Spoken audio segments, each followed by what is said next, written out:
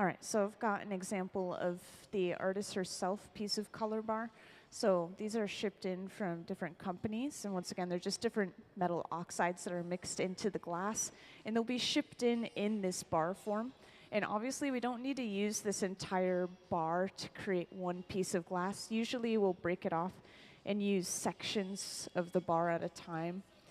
And the bigger the piece, the more color we need to use, but we actually don't need to use a ton of color. It's usually just a really thin layer that's sandwiched between other layers of clear. So we're not physically mixing the clear and the color together, we're layering them on top of each other.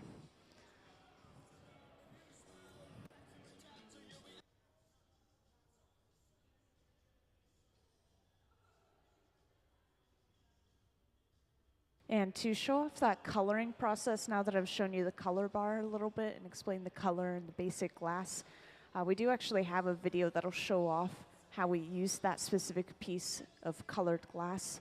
And this process is called a color drop or color overlay. So could I have that video, please?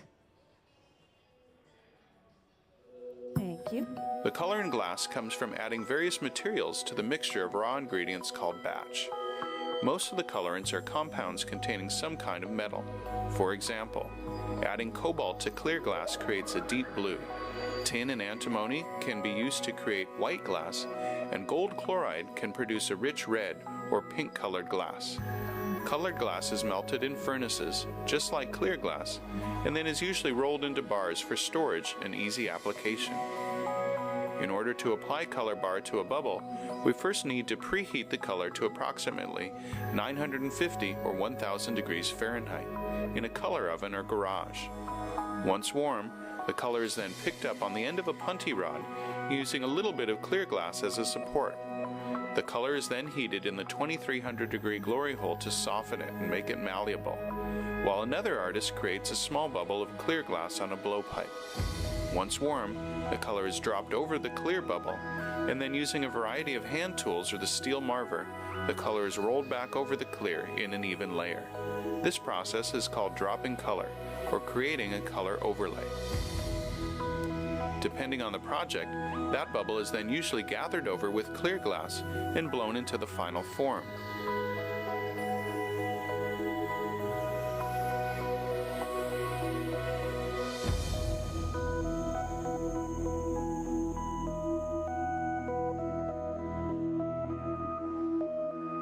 The finished product may appear to be all made from colored glass, but when viewed in cross-section, we can see that there is only a thin layer of color sandwiched between many layers of clear glass.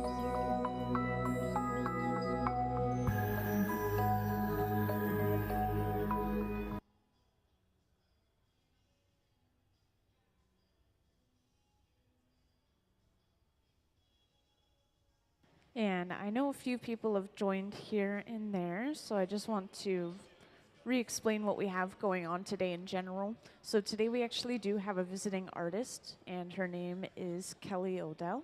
That's the person up in the front here. And she's going to be working on a couple of different projects during this residency here at the Museum of Glass. We're going to start with a little bit more of a newer project of hers, which is involving these pieces that you're seeing on this front pedestal right here. It's kind of hard to describe, but we actually have these pieces of colored glass here, which I was previously describing. I think some of you guys may have joined in for that, where we have an image inside of these pieces of glass. We'll cut and see the cross-section, and we can see that image inside. And if you guys want a closer look, you're always welcome to come to the front row, like kind of at the bottom of the stairs to take a closer look. But I do not want to handle this beautiful art myself. Also, up on the screen, it looks like we have a good view of that. You can actually even see the pattern pretty well with the camera of this piece of glass right here. Just has these waves inside of it, basically. So that is the patterned glass that's going inside of these large pieces of clear. As for the clear itself, we're going to literally be ladling large scoops of molten clear glass, as if it's honey, out of this large tank, our clear glass furnace, and we're going to be pouring it on top of those pieces of colored glass inside of a mold, just like this one you see in the hot shop. And right now you can see that we have all of these, ooh, I can't think of the word all of a sudden, these crimps that are kind of holding the mold together. And later on, once we actually pour the clear glass in there, then we'll be able to remove those and deassemble the entire mold so that we can get the glass out pretty easily. So we're going to see some pretty exciting stuff in the hot shop. Glass pouring is not something you see very often.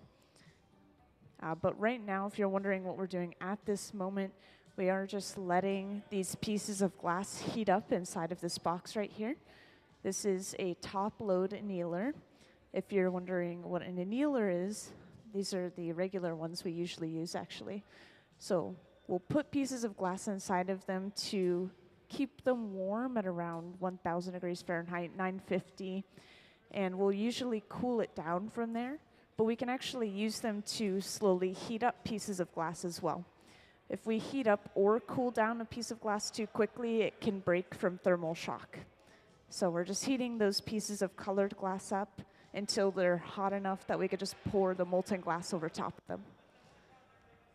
And something our artist pointed out with these pieces is these are actually pretty symmetrical, but she's hoping to stray away from that a little bit and break out of that symmetricality and make something a little bit more asymmetrical. So these pieces are, once again, just something kind of new for her, which is exciting.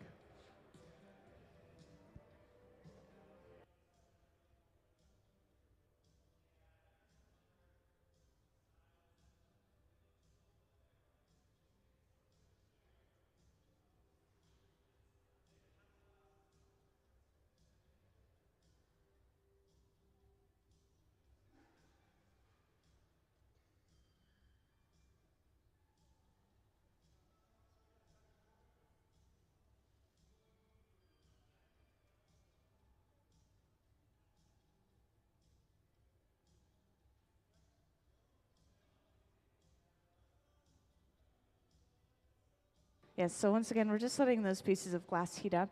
If anyone has any questions in the meantime, feel free to ask away. I have kind of explained what we have going on already. There's not much for me to talk about. We do have some pieces up in the back here, if you haven't seen them already, by another artist. His name is Lino, and I've been liking to point those out because those were just put up there very recently. You can also circle around the museum and come back. And once again, if you have any questions, feel free to ask away.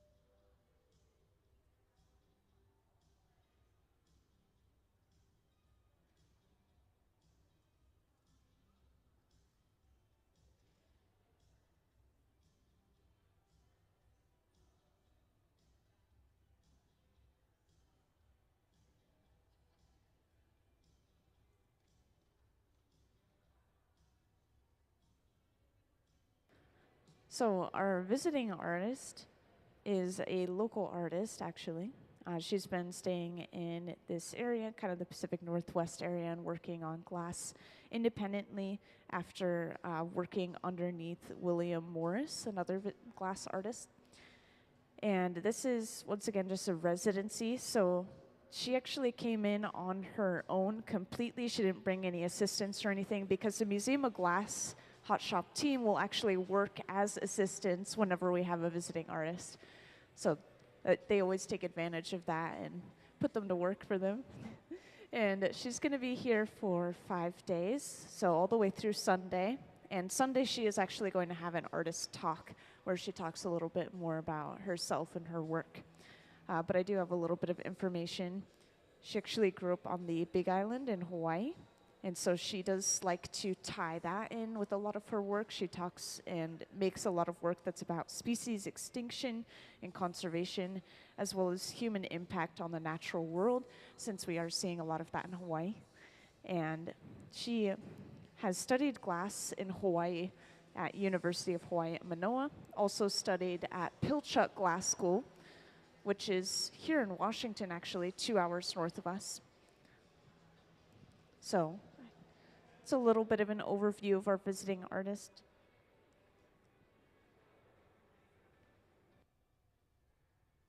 And I would like to point out, I just remembered that we actually have some pieces of hers in the store. And this isn't something that you will frequently see with visiting artists. So it's a really good opportunity if you want to go and take a look at her work up close and in person. Just walk through the store and take a peek. I also have some information cards on herself and her husband, who is also a glass blower as well, Raven Sky River. It's another famous glass artist. So if anyone is interested in getting information such as Instagrams and websites, I have that information right here.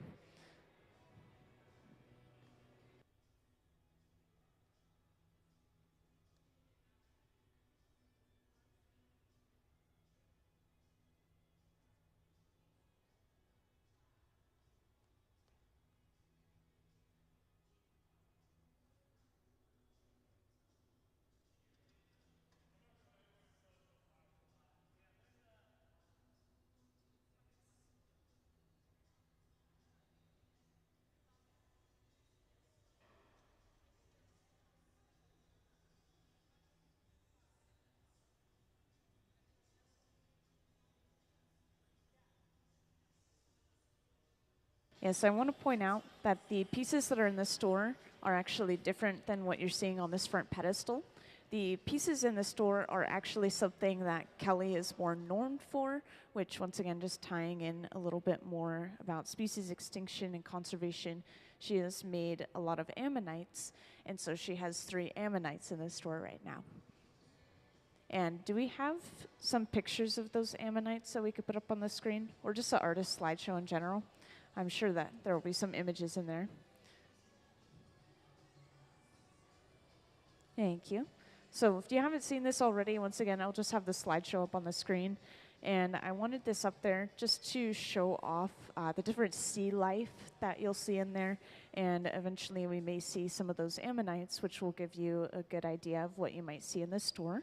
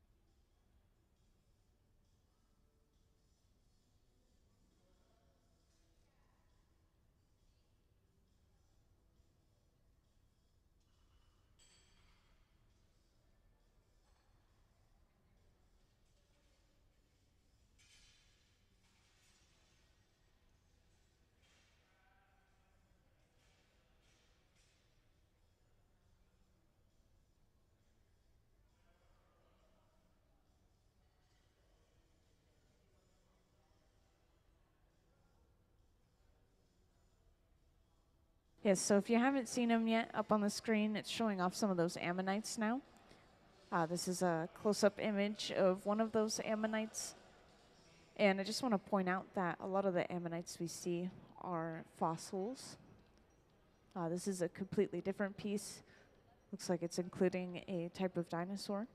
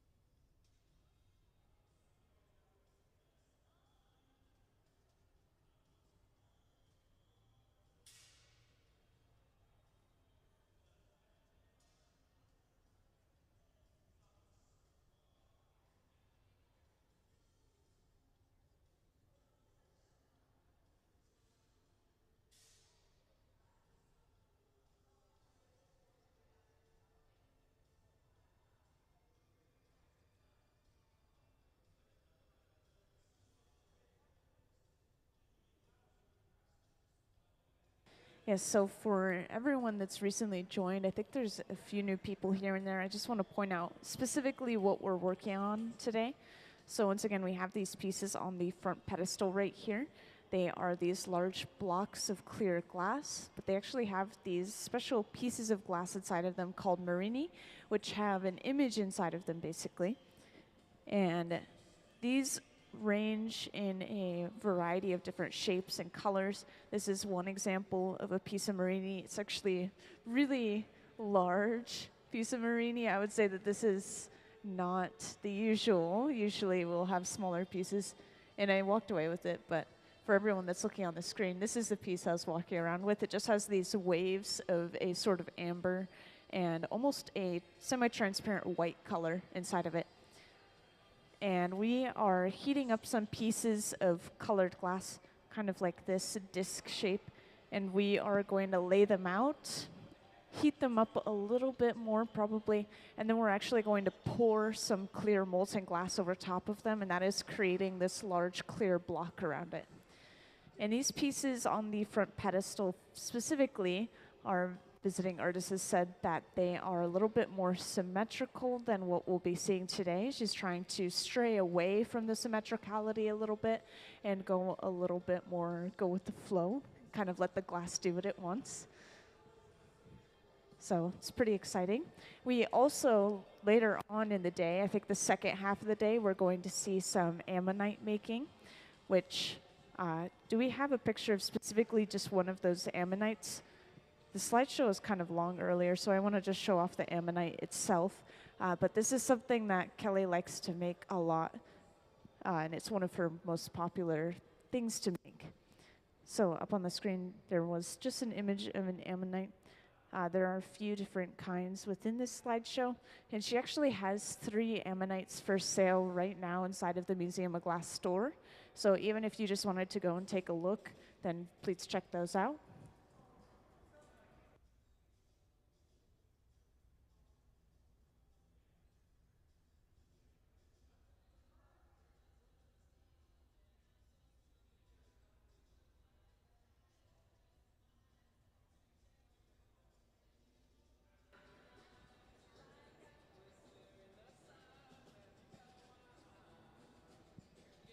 And just to point out a couple more specifics when it comes to the glass pouring, you'll notice we have these giant ladles or metal spoons laid out over here. These are going to literally be scooping the clear glass out of that large tank with the closed door. Just a jar of glass inside of there, ceramic tank holding it. And we're going to take that ladle, scoop the glass out, and then just pour it straight into this mold with those pieces of color already inside of it. So that's what we're going to be seeing visually in a moment. And once again, right now, we're just waiting for this box up here to come up to a certain temperature. We're trying to heat up these pieces of glass very slowly that have that color inside of it to make sure that they don't break from thermal shock when we pour the clear glass over top of them. And it is also going to make sure that everything sticks together. If we try to attach a cold piece of glass together with a hot piece of glass, it has the possibility of breaking the cold piece of glass, but it also is just not going to stick very well.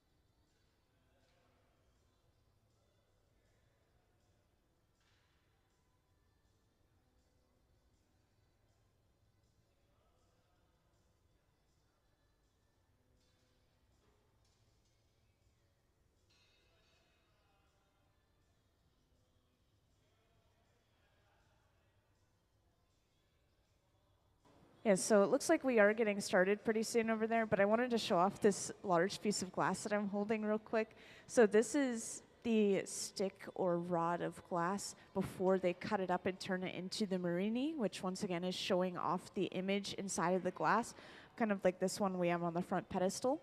So it's just going to show off the cross section of this one. This one is completely solid. It has not been cut up at all yet, but you can see the cross section pretty well and the pattern of the glass inside, which is actually pretty randomized. It's these different colors that are kind of swirled and pressed together with clear, and it creates images that are almost like cells. Yes.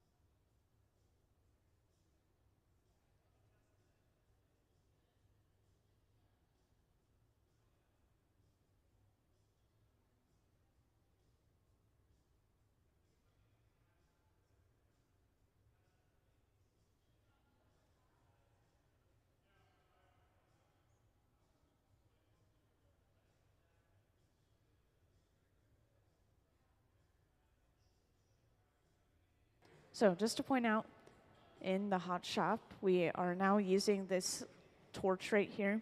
This is just preheating the mold before we put those pieces of color inside of it. If we want to use a metal tool, we usually have to heat it up before we touch it to any piece of glass just to prevent thermal shock. Once again, that metal will pull the heat out of the glass. And we've just worked so hard on heating it up inside of that box there, which we are now opening up. And it looks like we are grabbing out our pieces of color. Once again, these are pieces of Marini, kind of showing that image inside, just like I walked around with. And this is placed onto a tray. We're going to heat this up even more inside of our furnace.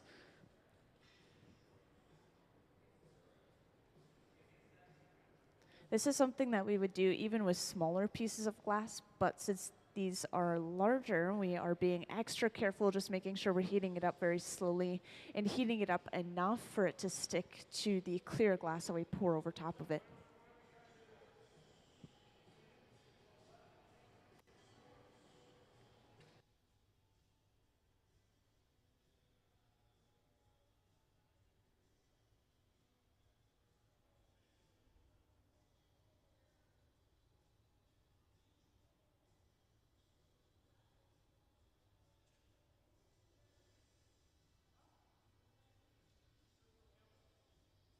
So the furnaces all along the back wall, including the glass furnace and the furnace we're using right now, these are running off of natural gas and forced air.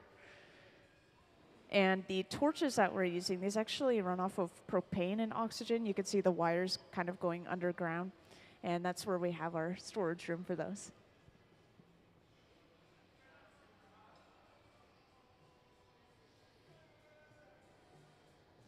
And at the center bench, we've worked on heating up these individual pieces of glass a little bit. And we've brought it back where our visiting artist herself is able to rearrange them into whatever pattern she desires. So they could be heating this glass up enough so that they're able to physically stick them all together instead of having them as individual pieces of glass, or they could just be heating them up a little bit more and getting them ready. It's a little bit hard to tell right now.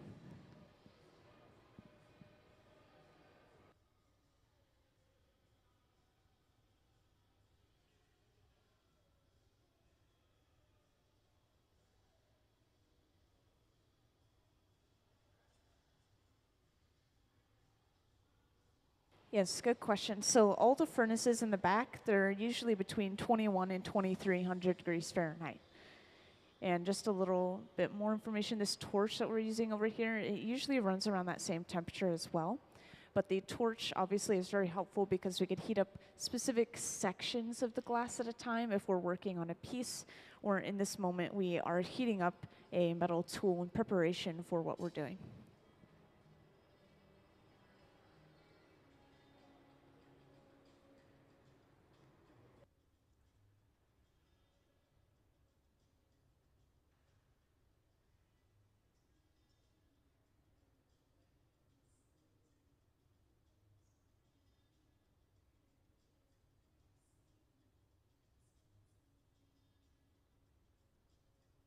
And sometimes they'll rotate the plate in between heatings, just making sure that the glass is getting evenly heated across the entire board. Because as we go into the furnace, this is heating the front first, the first part that's going into the furnace. And then as we pull out, it's also heating the front at the very last moment. And so it's just a little bit extra hot in the very front. Sometimes it will melt that section more than the back.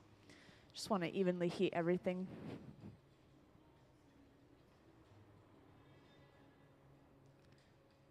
And something else I want to point out, these pieces of glass that we're working with, I would say that the color that you see right now is relatively true to the true color of the glass. But something that you have to watch out for is when you're working with the glass, it's going to glow a little bit, kind of like lava. It's so hot that it's radiating light as well as heat. So frequently the glass will look orange or red when we're working with it, but as it cools down, you see the true color of the glass again. So right now the glass is super hot, enough for it to glow orange, and it is rapidly cooling down in the air, so it's already starting to change back more to its true color.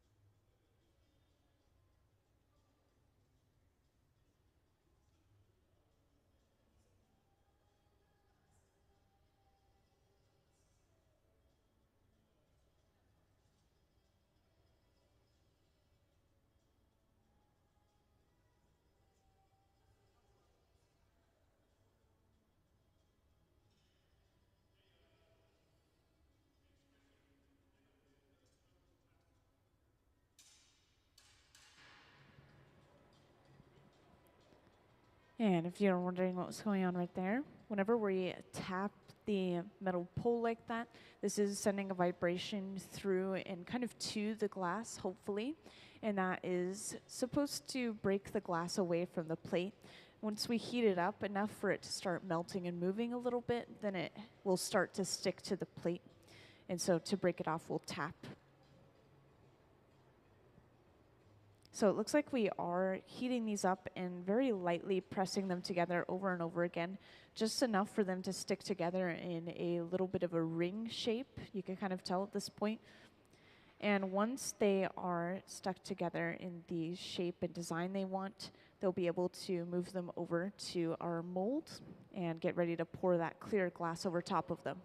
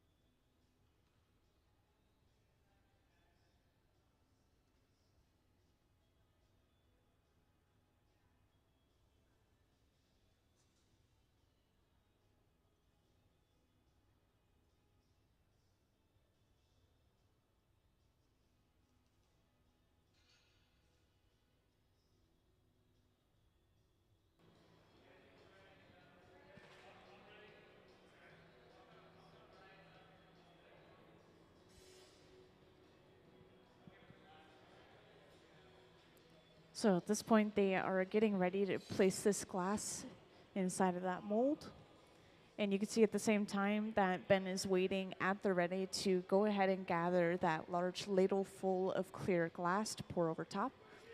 So this is probably going to happen pretty quickly. We want to make sure that those pieces of glass stay warm before we put that clear glass over top of them. So they're going to immediately come over, place that glass inside, and pour that clear over top.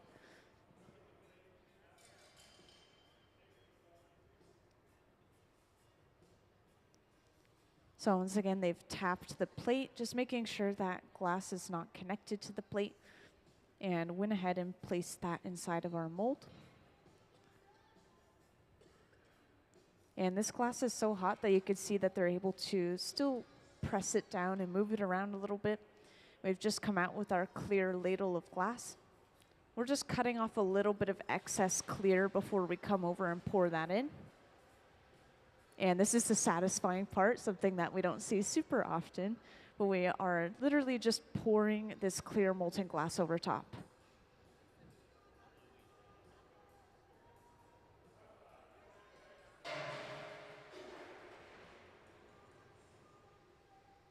And immediately we go back in for another ladle of clear. We want to make sure we have enough to completely cover up this design and create this large block shape of clear.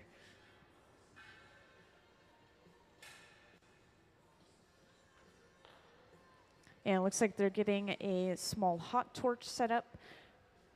This is most likely going to be used to get any uneven edges down and just smooth out the surface of this glass.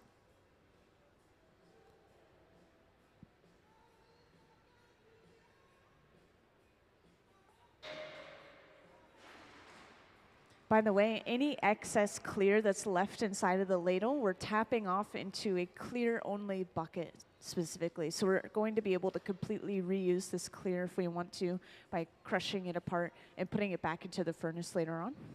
So that's something that's really nice about working with clear. And yes, just as I thought, we are smoothing out the surface of this clear by using this small handheld torch.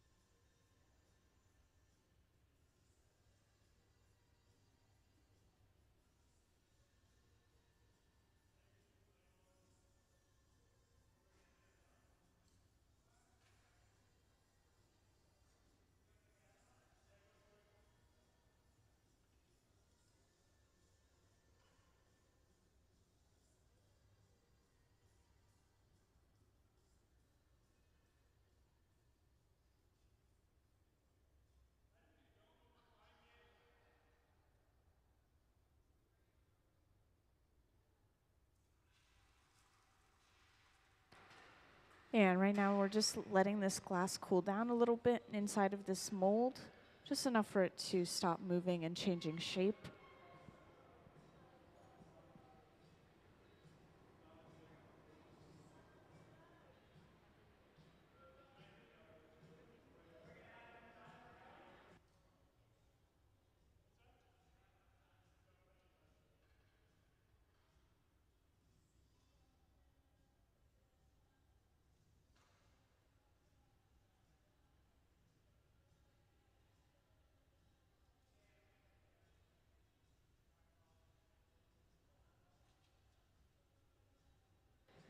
Now, while they're keeping this piece of glass warm and just still continuously smoothing out the surface as much as they can at the center bench, you can see that Gabe is quickly working with a piece of glass. And this is just going to stay this shape that you see right now and actually be attached to the block of clear glass that they've just created. And this is going to allow them to pick it up on the end of the pipe and continue to work with it. They told me that they're going to be fire polishing it and smoothing the surface out a little bit more. And by the way, fire polishing is, just as it sounds, we're going to be polishing the glass to create a completely smooth surface by using the heat and the flames themselves.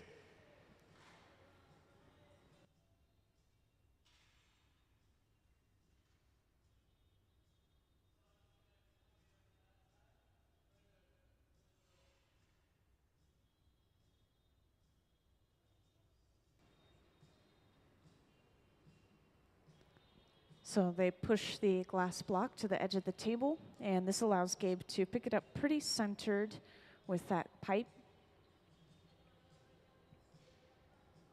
And once this connection is secure, they're not feeling a whole bunch of movement, then Gabe is going to be able to pick it up and walk away with it to the center bench.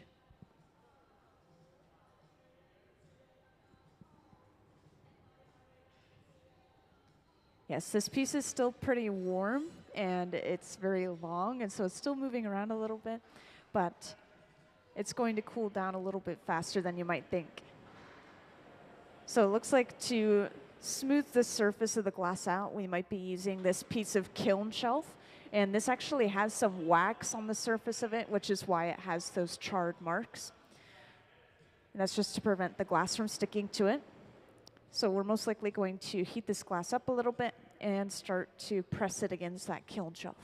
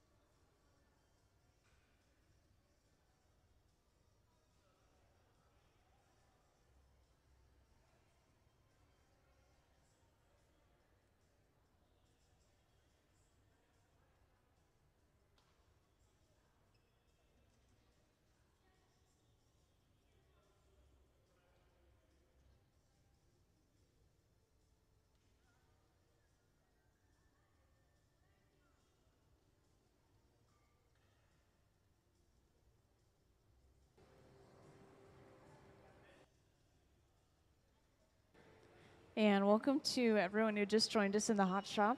Seems like most of you guys have settled down, so I just want to give a little overview and explain what we have going on today. So today we actually do have a visiting artist, so it's a little bit more of a special day. We have some special projects going on. And our visiting artist is Kelly Odell. She's the one up in the front with those gloves on right at the moment.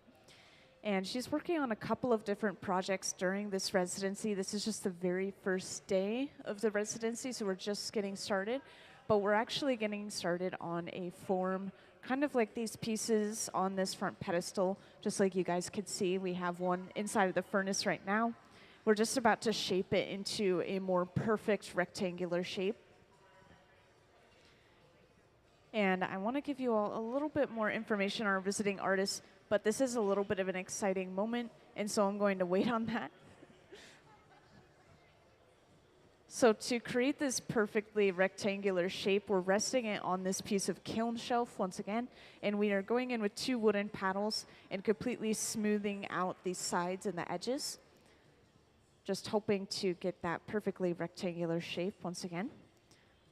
And this burning you see, this is just some wax that's on the surface of the kiln shelf that's just preventing the glass from sticking to the shelf itself.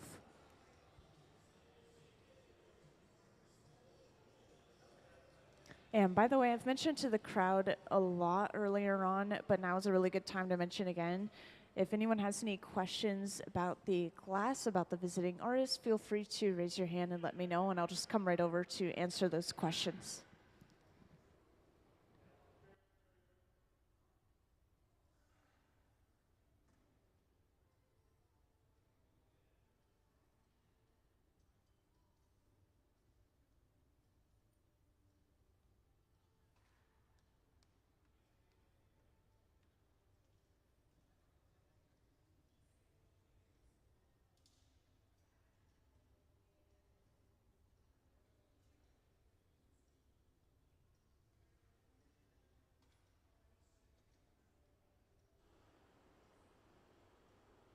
So we actually don't create the glass mixture or the glass color ourselves in the hot shop, but we actually get it shipped in pre-made.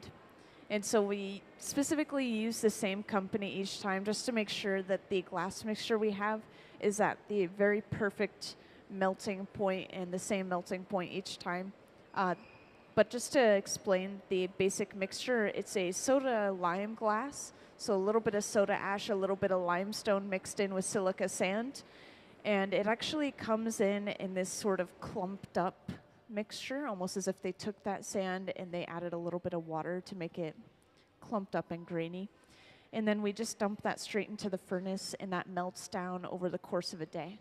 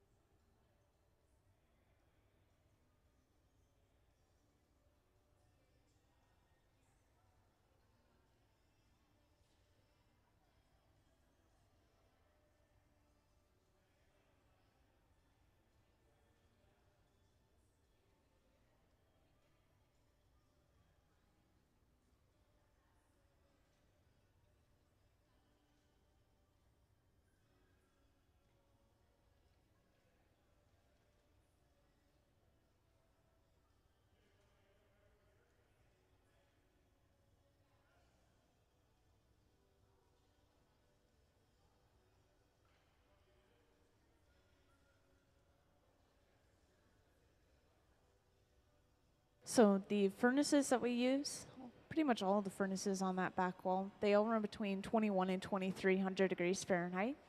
The clear molten glass, I want to point out for anyone that hasn't seen it yet, is specifically sitting in the tank with a large door to the right of the furnace that we're working with right now.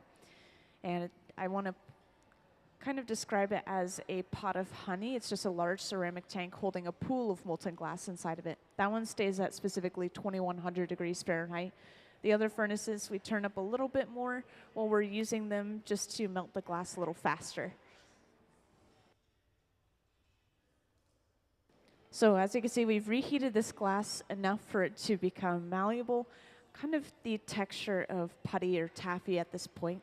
And we've placed it back down on our kiln shelf, and we're now using 2 corkwood paddles. So these are a little bit of a different material. Once again, they're made from corkwood instead of a fruit wood such as cherry wood, which is the majority of our wooden tools in the hot shop. We're just trying to get those perfect 90-degree edges all the way around this box.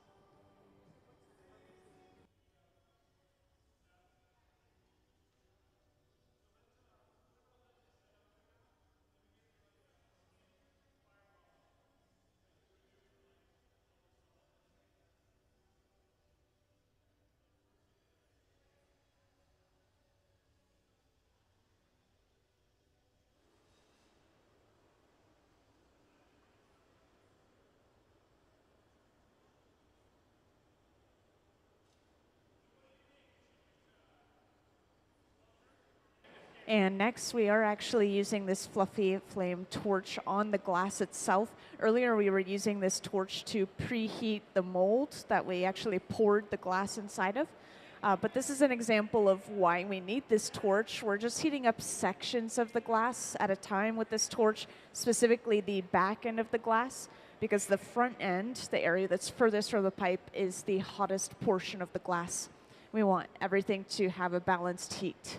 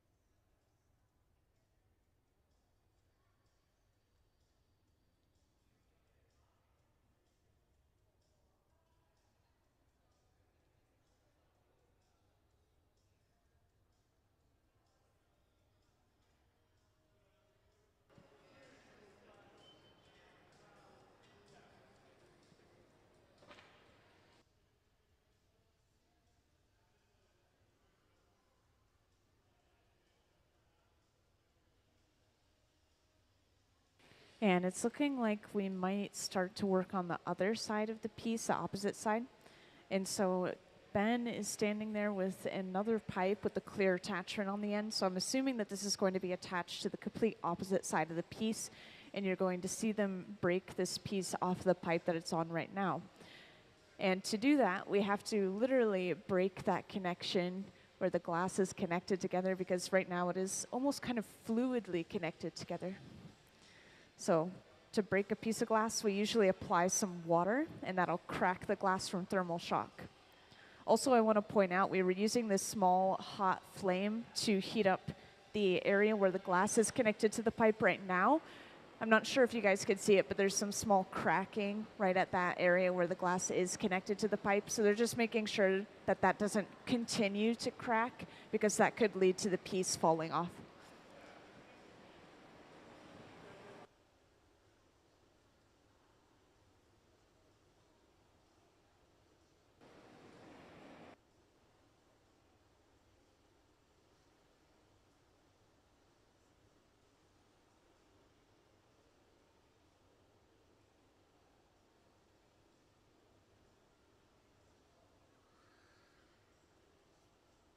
So right now, we're heating up very specific areas of the glass, but this is just where the glass is cold. And the areas that we're leaving alone are still very warm. And so we're just trying to balance the heat out. If we have unbalanced heat and we put a piece of glass away, the area that's super hot may continue to move. It may take on imprints of some things that touch it, such as if you set it down on a surface, it will have this sort of grainy texture from it touching that surface. In the cold areas, if it's too cold, it can actually crack and break there, even after we've put it away for hours. And so it's just really important that we balance the heat out like this. And this is something that you'll see when we make pretty much any piece in the hot shop, no matter what. We always want to make sure that the heat is evened out.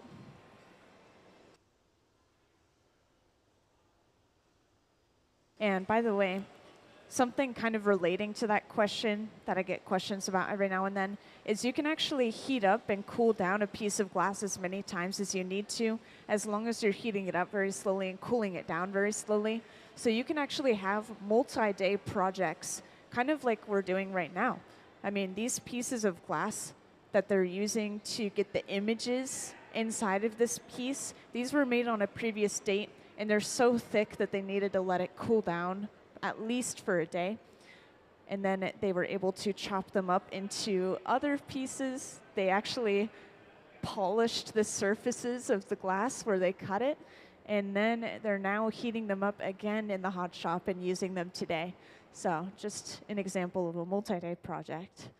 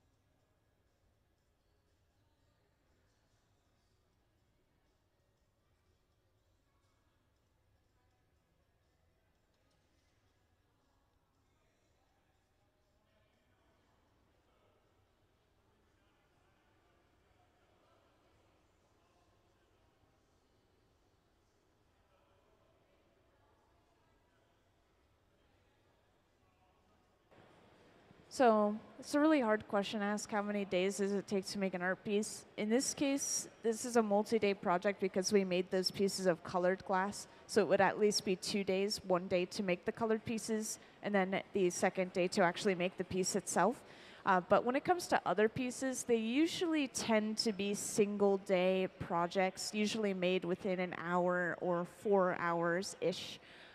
Sometimes hot shops will go all day, kind of as long as they can without putting a piece of glass down, maybe up to around 8 hours or so. We usually do want to finish a piece within one session to make sure that we don't have a chance of breaking it from thermal shock through the process of heating and cooling it down.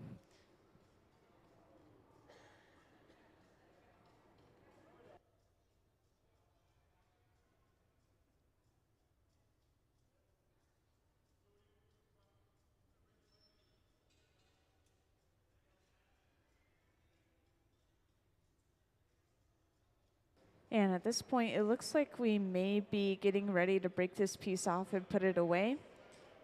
And this is always going to include just making sure that the entire piece is staying warm overall, which is why we're still going into the furnace every now and then, while letting the internal temperature go down a little bit. Yes, this piece is thick enough that they have to heat up the outside while the inside is cooling down. Something a little interesting.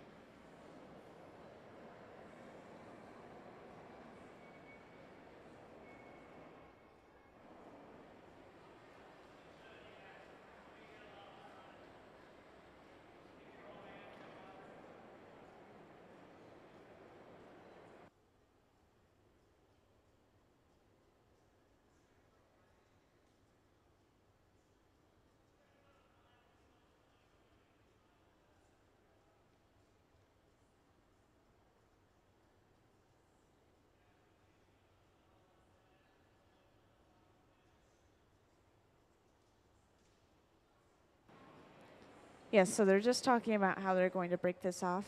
They're torching this connecting area where the glass is connected to the pipe, and they are getting ready to apply some water to that connecting area. This is going to crack that section of glass. Then all they do is tap the pipe, and that breaks that piece off. And once again, this is going to be attached to a second pipe, basically just flipping the orientation of the piece so that we can fix up the other end of the piece that's currently attached to the pipe.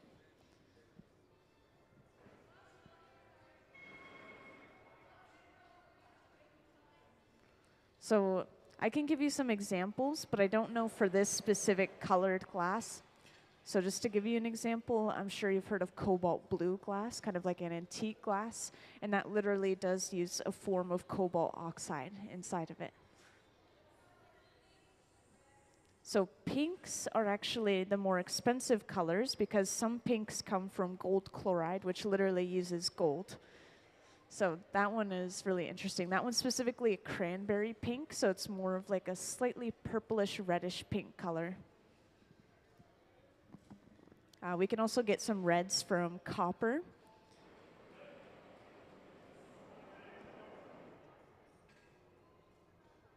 And now it looks like we are getting ready to break this off. Once again, we're just applying some water to this connecting point, and then we tap the pipe.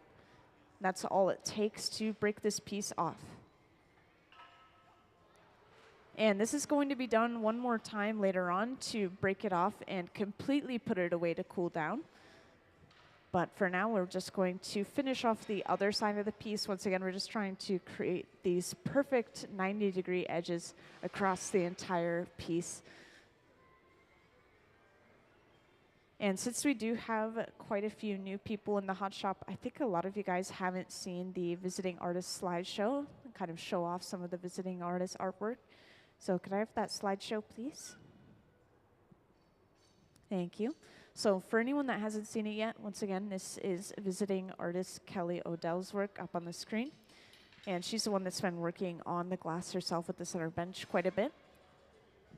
And she actually grew up on the Big Island in Hawaii.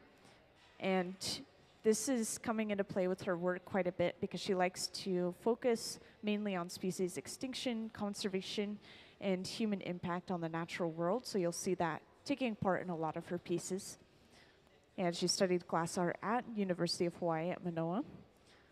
And then she actually came here to our area, kind of the Puget Sound area, and started studying at Pilchuck Glass School and started working for William Morris on his winter crew as well.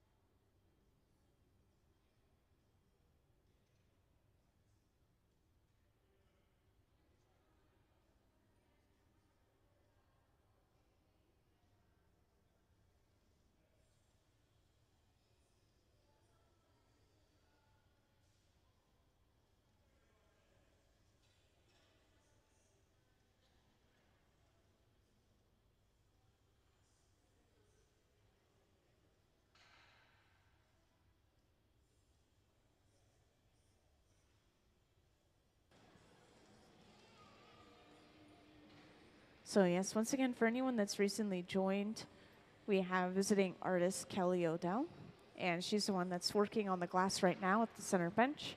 And we're making some pieces that are a lot like these ones on the front pedestal right here. If anyone wants to take a closer look, you are welcome to. But these are basically these large blocks of clear molten glass that were literally poured, like they poured clear molten glass over top of these individual pieces of colored glass called Marini. It's a really interesting technique. We did it just before some of you guys came in, and now we're just finishing it off, creating a perfectly rectangular shape before we put it away. And I believe we're going to be working on multiple of these today. We are going to be working on yet another project after lunch, however, which these projects are going to be ammonites. I'm not sure if you guys know what ammonites are, but I did just have that slide show up a moment ago, and you guys saw some of those ammonites are basically these kind of shell creatures. And they have these little tentacles coming out of the opening of the shells. It's kind of hard to describe what an ammonite is, but you'll usually find them in fossil form. And we actually do have 3 of Kelly's ammonites for sale in the Museum of Glass store. So if you guys wanted to see some of her artwork up close and in person, then feel free to just walk through and take a peek at that.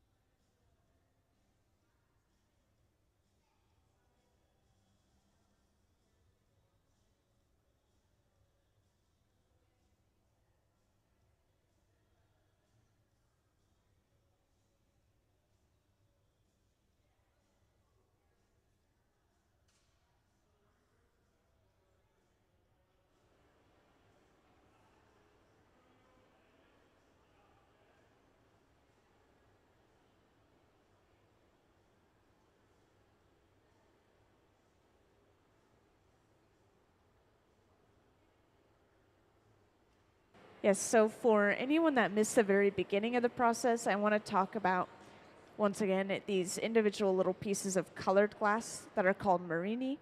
And I want to point out that we'll specifically take these and lay them out on a tray.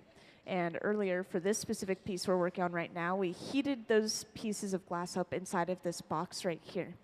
And they were brought up slowly to probably about, well, a little bit over 1,000 degrees Fahrenheit. And then we were able to pull those out and heat them up the rest of the way.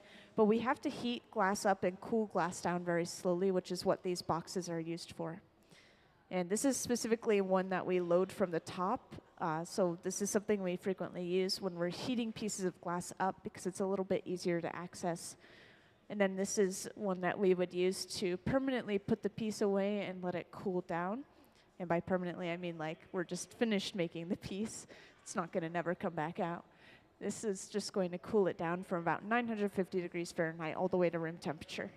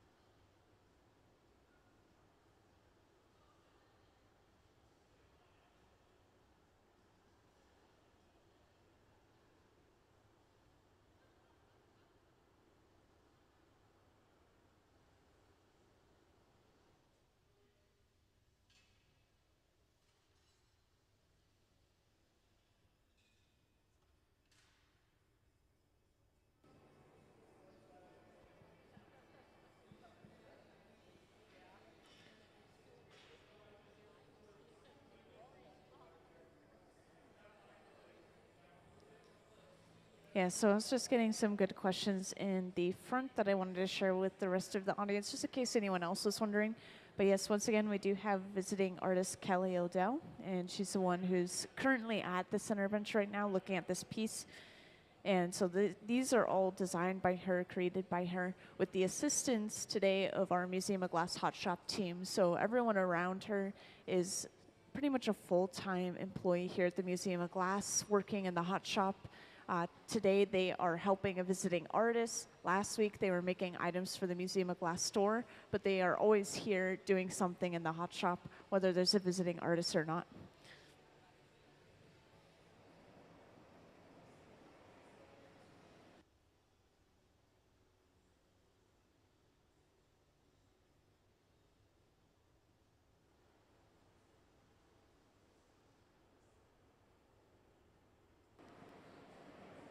Yeah, so right now, they're not altering this piece very much anymore. They're just torching the back end of the piece where the glass is connected to the pipe.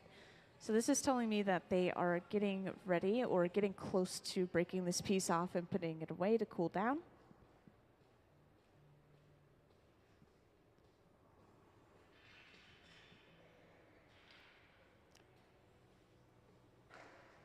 And I want to point out all those pieces of glass that you see inside of the clear, those were made using these pieces of glass that are up at the front tables. We have a couple of different trays, and these pieces of glass with the designs inside, these are called Marini. And Marini is just really interesting. You can get literally any design you can imagine. I've seen really intricate ones that are full-on portraits of human faces, and that is made by creating a large stick of colored glass, basically. And this is then cut open to reveal the cross section inside to show off that design. And these ones are a little bit more abstract. You can see that we have different lines that are coming together, including clear to accentuate those lines and really make them stand out.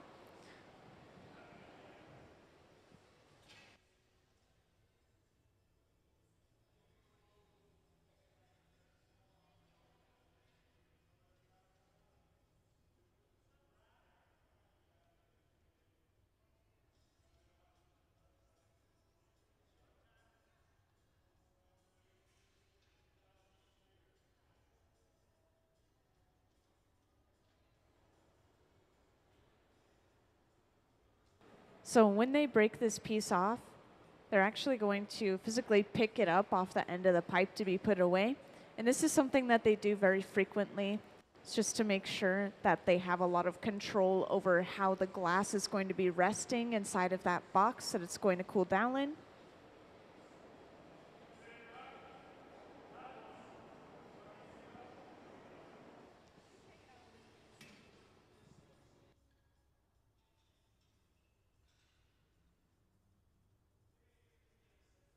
They do a lot of this heating and cooling over and over, just balancing the heat out before they break it off.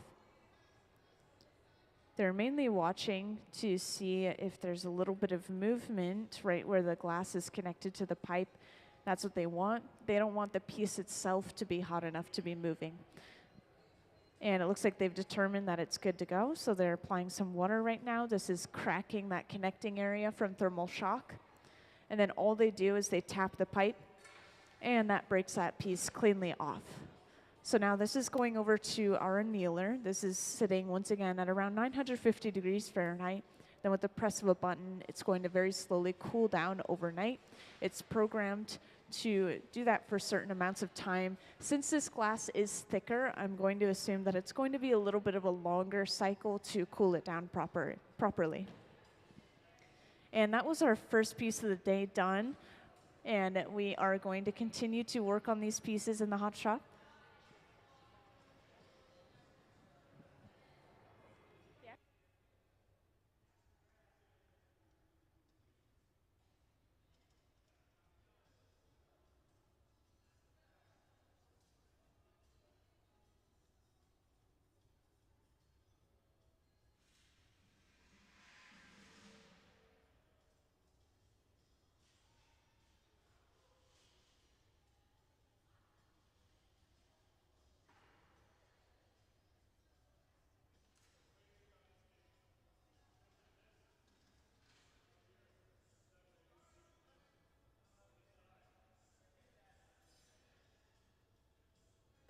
So our next steps are going to be very similar to the first piece. Take a peek. Yes, so this box right here, once again, we have small pieces of glass, those colored pieces heating up inside of here. These are called Marini. Once again, they have that image inside of them. And these have to heat up to about 1,000 degrees Fahrenheit, which they already are right now. They're getting up to around 1,100. And at the same time, they're going to start setting up the mold that they're going to be using to create these perfect rectangles of glass.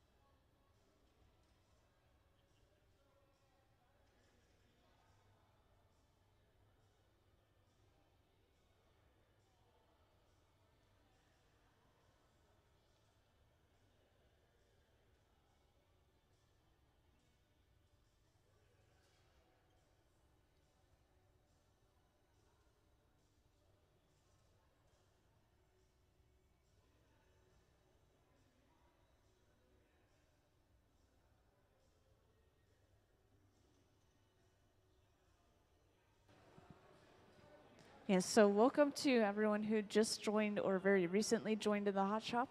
Today we have a visiting artist. There's a little bit of information about her in your pamphlets. Her name is Kelly Odell.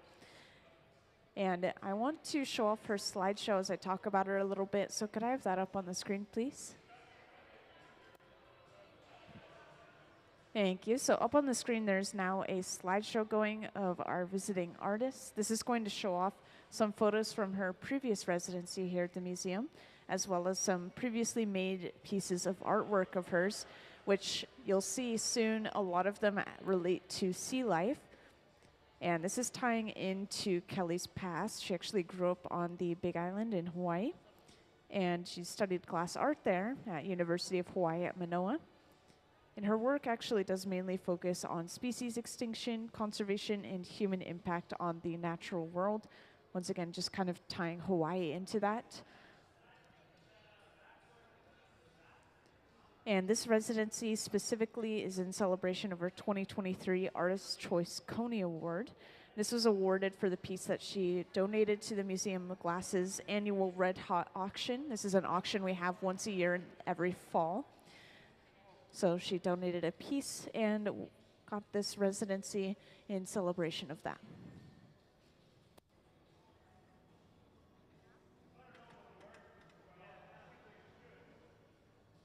And I want to point out, as you're watching this slideshow, that we do have a few artworks of hers for sale in the Museum of Glass store, specifically some of her ammonites, kind of like what you see right here.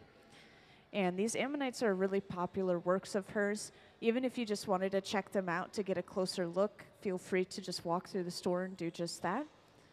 They are really unique pieces.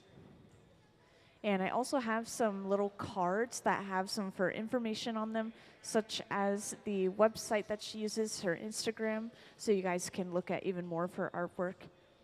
Yeah, just let me know if you guys would like that information.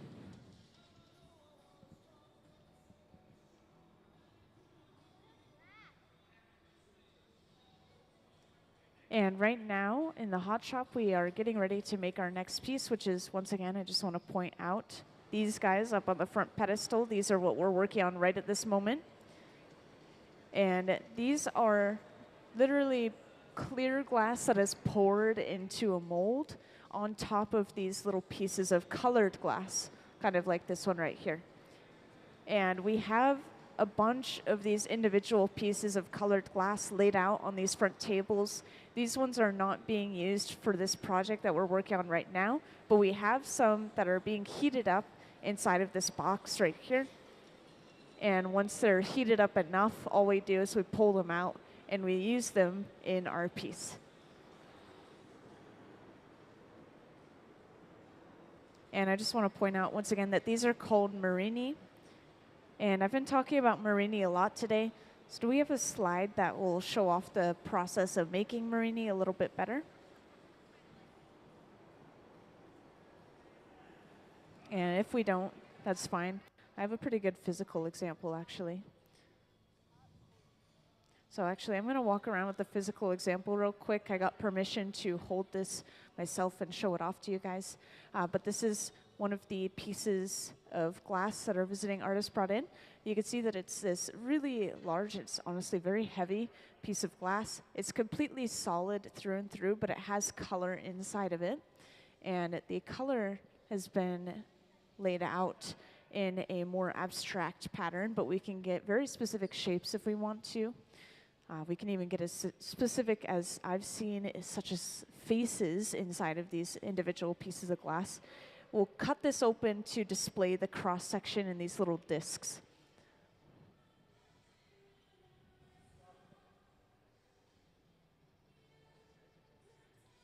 And at the center bench, we're heating some of that glass up right now. Once again, this Marini.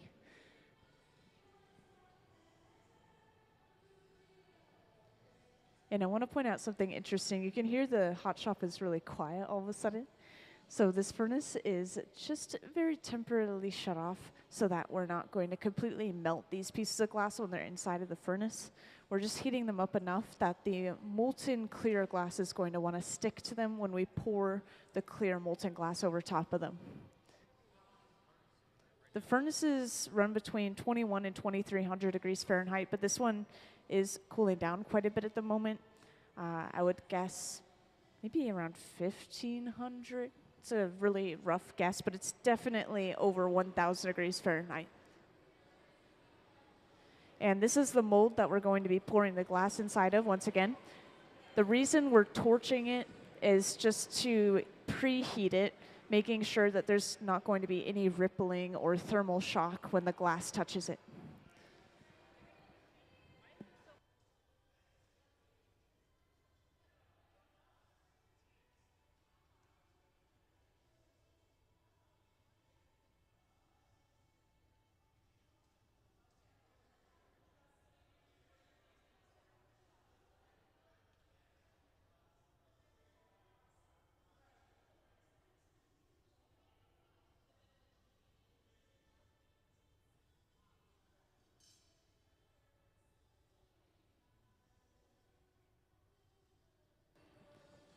Yeah, so we're just heating up these pieces lightly, and our artist is going in with a couple of metal paddles, and she's actually pressing them together enough for them to physically stick together. So this has to be heated up multiple times until they are stuck together enough that they're sure that they're not going to pop apart, basically. And once they're stuck together, then they will be placed inside of this mold. And once we get it inside of the mold, this is a very fast process. We want to make sure that glass doesn't cool down before we pour the clear over top of it. So it goes in the mold.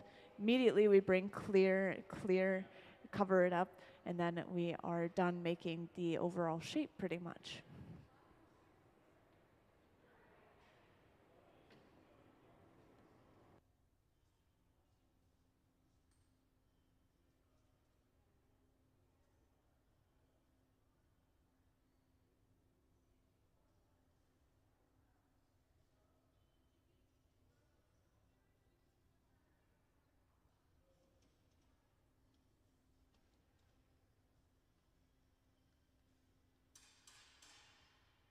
And you can see a really good view of this up on the screen. I want to point out why we tapped the metal bar. This is just sending a vibration into the plate and making sure that the glass isn't stuck to the plate, kind of like it is right now. So that vibration is supposed to crack that glass away from the plate. Yes, it is a little bit of a delicate balance. They're trying to heat it up enough for the glass to stick to each other in itself, but they are heating it up enough for it to slightly stick to the plate as well. They definitely don't want that to happen.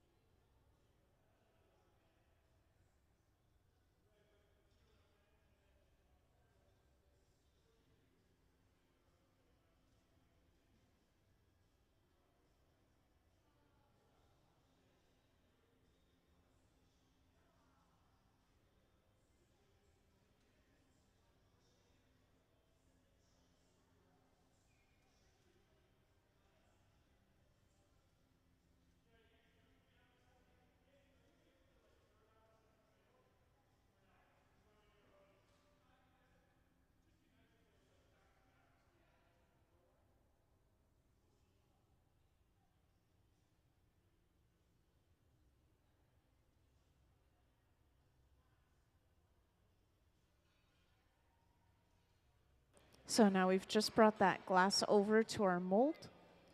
We're going to pick it up off of the plate and place it immediately into that mold. So this is going to be resting at the bottom of the mold, basically, and we'll pour that clear glass over top. Which you can see we're using these giant metal ladles to scoop the clear glass out of our clear glass furnace. It's just a giant pot of clear. And this is poured right over top of our pieces of color. And this is going to happen twice just to make sure that we have enough clear covering up those pieces of color. So we immediately go in with a second ladle and scoop out our second ladle of clear. And I think glass pouring is really satisfying. One of the most two satisfying things, glass cutting and glass pouring.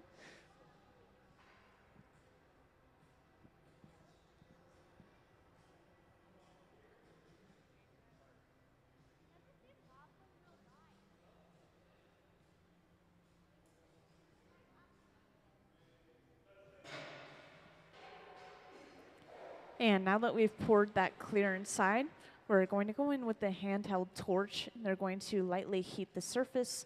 And this is supposed to help that glass flow into all the corners a little bit better, giving us crisper edges. Also melting down any high points that we might have.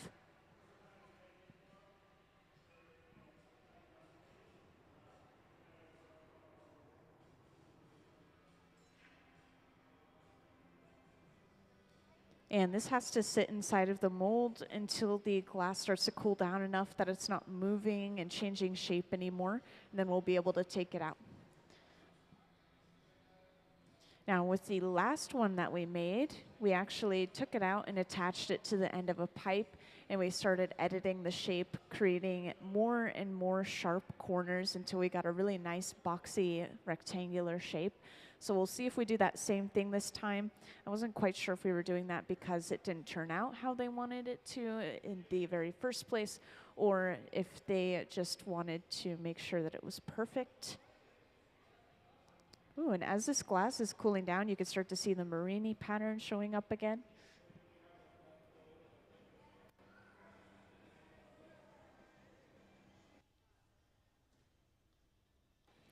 So for anyone who's just joining, up on the screen we have a little diagram showing how we make Marini, which I'll show off an example physically later on as well, but it's basically the cross-section of a tube or a stick of glass, and it shows off the image inside. That image can be as simple as a dot or a circle basically, or we can have multiple colors that are added together with layers of clear, and that will create other designs inside of these individual pieces of glass. There's also something called millefiori, which is basically flower Marini specifically, so only flowers. Those are pretty common. So yes, once again, these colorful pieces of glass that you see sitting inside of this mold within the clear glass, this is Marini.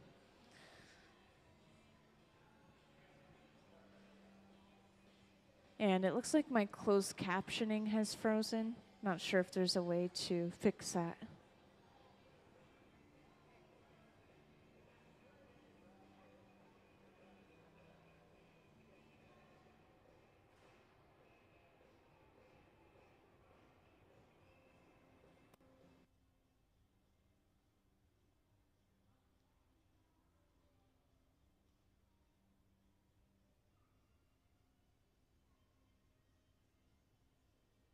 Testing. Perfect. All right, so my closed captioning is functioning again. It can get kind of loud in the hot shop, so I always like to point out my closed captioning whenever we're using those torches. It's really hard to hear me, so the closed captioning should help out a little bit. And it looks like we are taking this piece of glass out of the mold and just checking the shape first off. And over on that left bench, Gabe has a pipe with a little bit of clear on the end. So it looks like we are doing what we did last time, where we're going to bring over a pipe and attach it to the end of this piece of glass so that we can actually pick it up and start editing it in the hot shop.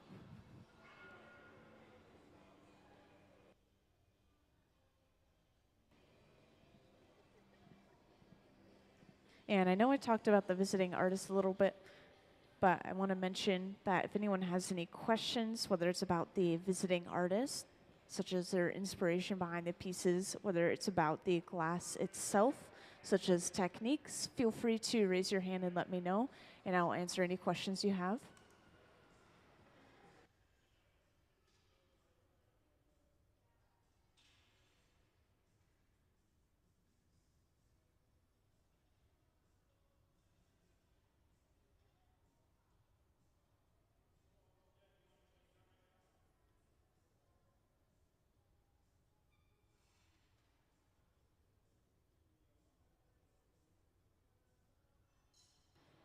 So we've just brought that pipe over, attached it to the center of the end of our rectangular piece.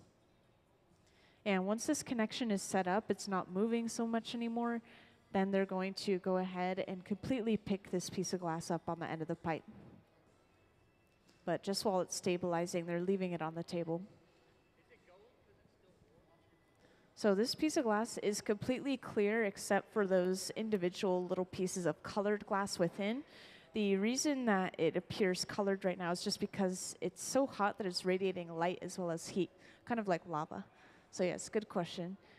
The glass will remain this kind of yellow color until it reaches maybe about 1,000 degrees Fahrenheit, maybe even lower than that, because this glass is so thick, it's going to maintain that heat quite a bit.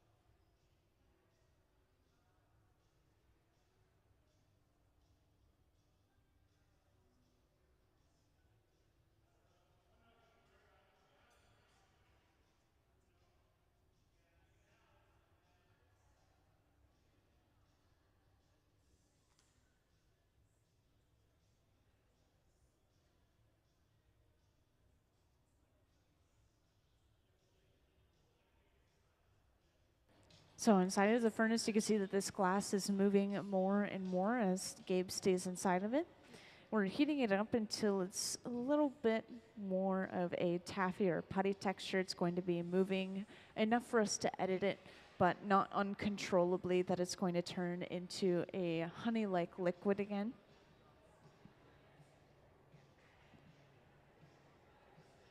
So after heating this up, we're coming over to this board, and this is actually a piece of kiln shelf that has been completely coated in a layer of beeswax.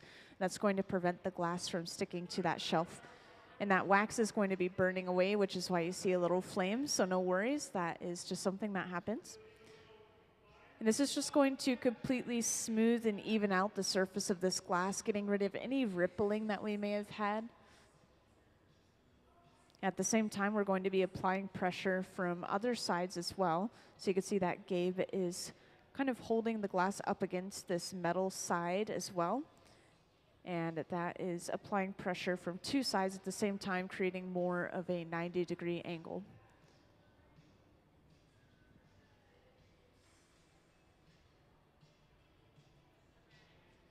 And over on that left bench, Ben is working with a second pipe with a little bit of clear on the end as well. So I'm assuming that that's going to be brought over and eventually attached to the opposite end of this piece. And then they'll break it off from this pipe and work on this side of the piece that's attached to the pipe right now. So they're going to basically just flip the orientation. We need to work on both sides of the piece to make sure that everything is completely evened out and symmetrical.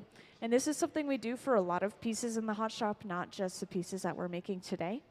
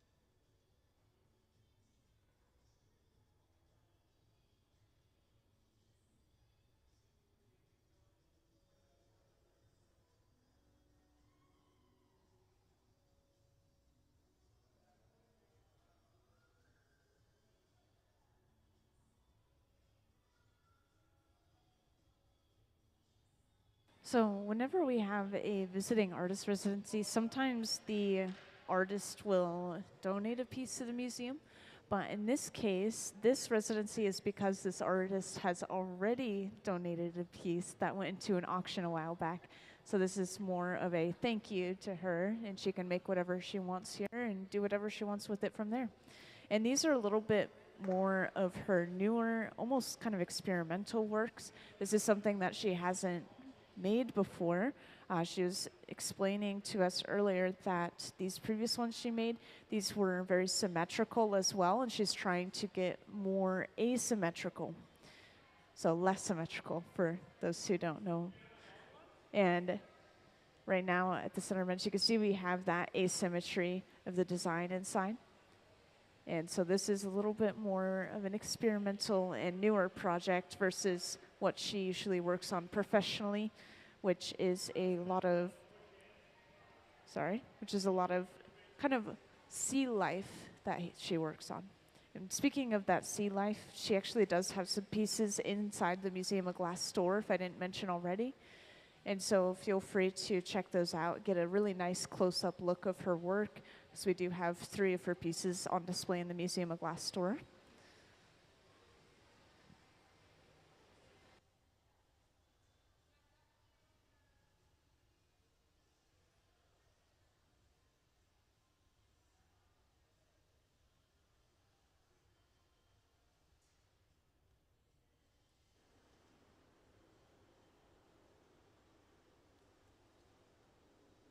And if you're wondering what we're doing right here, we're trying to heat up only very small sections of the glass while letting the rest of the piece cool down. So there's a lot of heat in the very center of the piece, but the corners are actually cooling down pretty fast. And so to make sure that those are staying warm while the inside cools down, we're just heating it up with a torch instead of heating up the entire thing inside of the furnace, as an example. The furnace will heat up the areas that are too hot.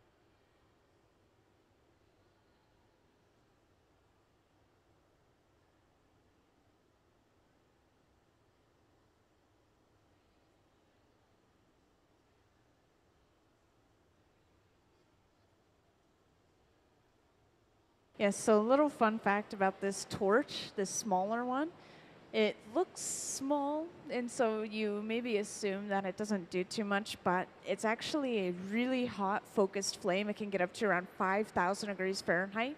The molten glass, just to give you a reference, completely molten, the texture of honey. The glass is sitting at 2,100 degrees Fahrenheit. So this small handheld torch can get over twice the heat of the molten glass. So it's going to very, very quickly heat up small sections of glass. And this is something that you'll see them use when we're creating some really detailed pieces, such as when we're making a face. We just want to heat up one little section at a time. If we heat up the entire thing, then we can lose a lot of detail that we already put in. So this small torch is really helpful.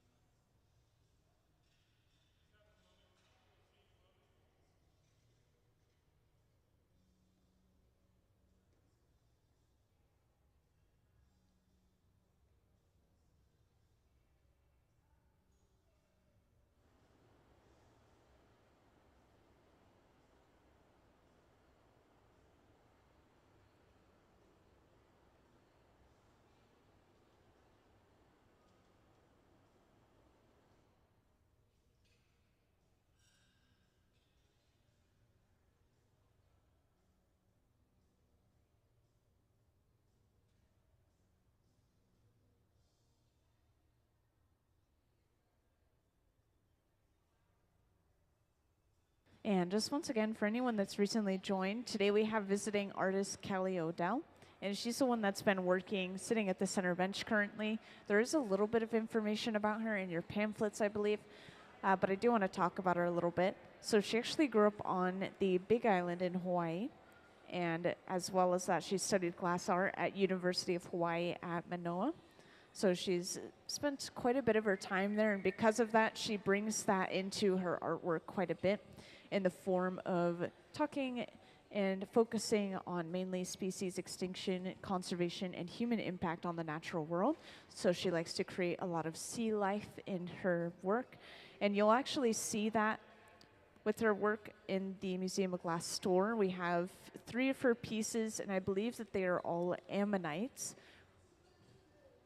Now, at the center bench, something a little bit exciting is going on, so I just want to mention that we've attached a second pipe to the end of our piece real quick. This is so that we can break this piece off the pipe that it was attached to just previously.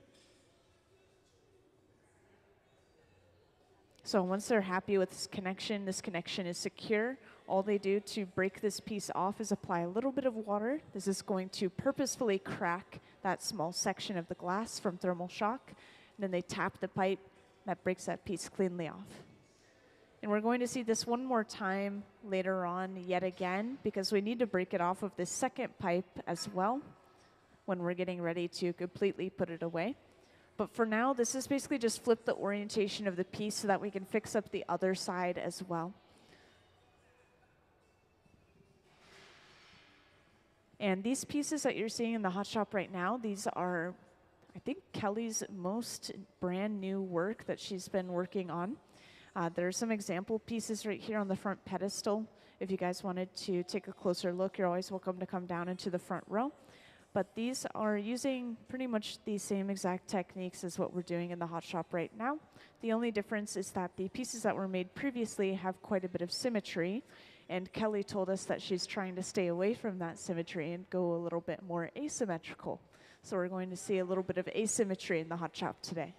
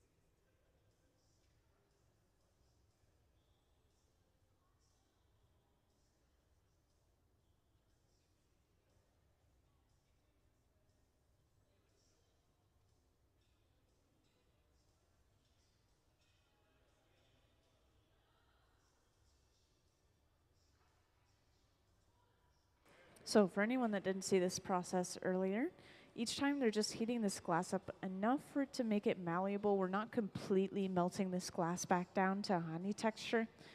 And we're coming over to this kiln shelf plate that's laid out, and we're applying pressure from multiple sides at the same time.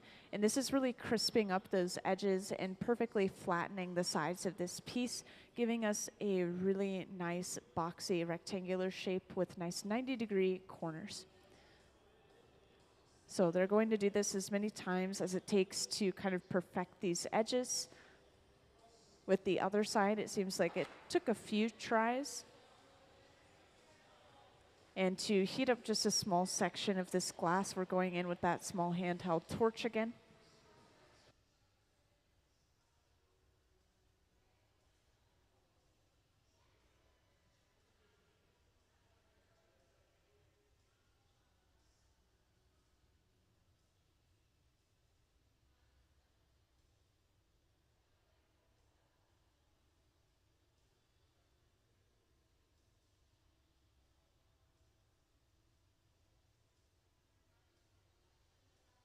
And by the way, I'm not sure how many of the new crowd have seen these pieces of glass that were placed inside of this piece. But once again, these small sections of colored glass, this is called Marini. And it's basically actually I have the perfect example. It's this large stick of solid glass that has been cut open to reveal the inside, the cross section basically. And that is the design that is on the inside of our piece. It's layers of color and clear kind of smashed together to give us a little bit of an abstract look. And because of those layers of clear, it gives us these rings of color so we can kind of see through our design. So this is how it looks when it starts off.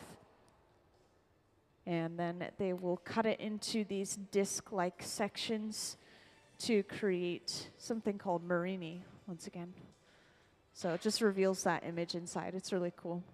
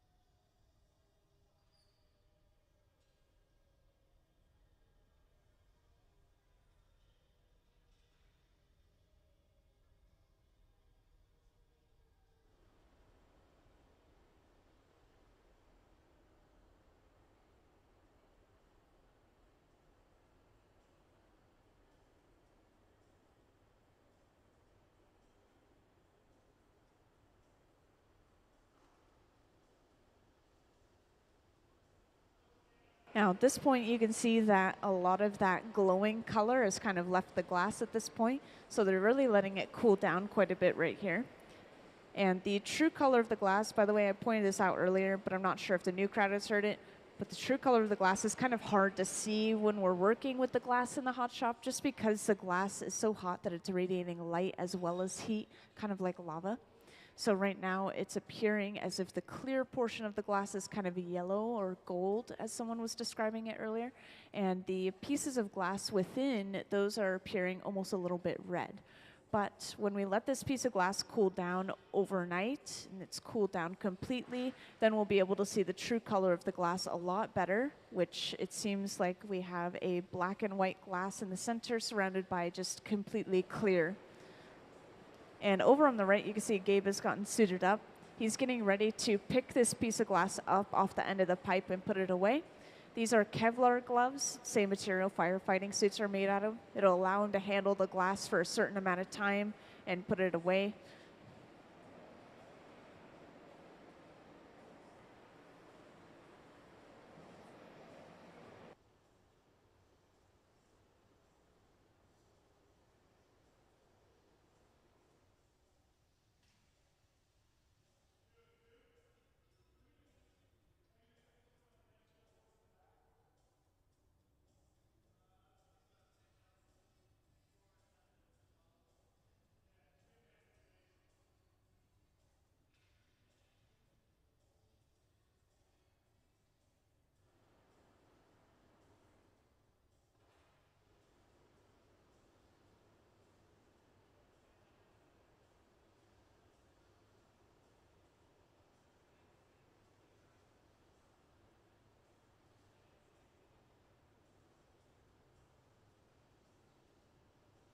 And at this point, you can see that this area that they've been heating, kind of where the glass is connected to the pipe, is starting to shift a little bit. You can see the piece slowly moving.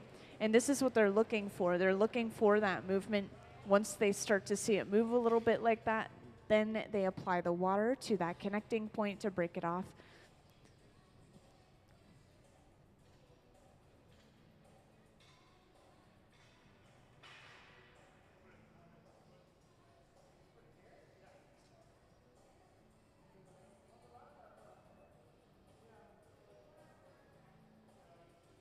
And now to break this off, we just apply a little bit of water, once again, to that connecting point. This is cracking that glass in that area from thermal shock.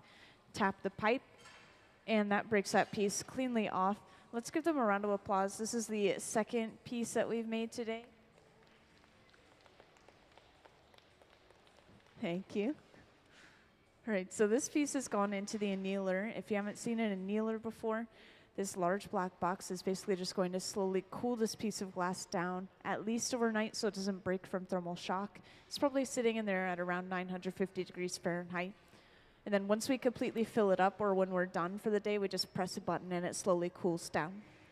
So we're not going to see that piece until at least tomorrow. The thicker the glass, the longer that process has to take. And since these pieces are pretty thick, we might not see it for a little while. And does anyone have any questions for me about the artist, about the glass?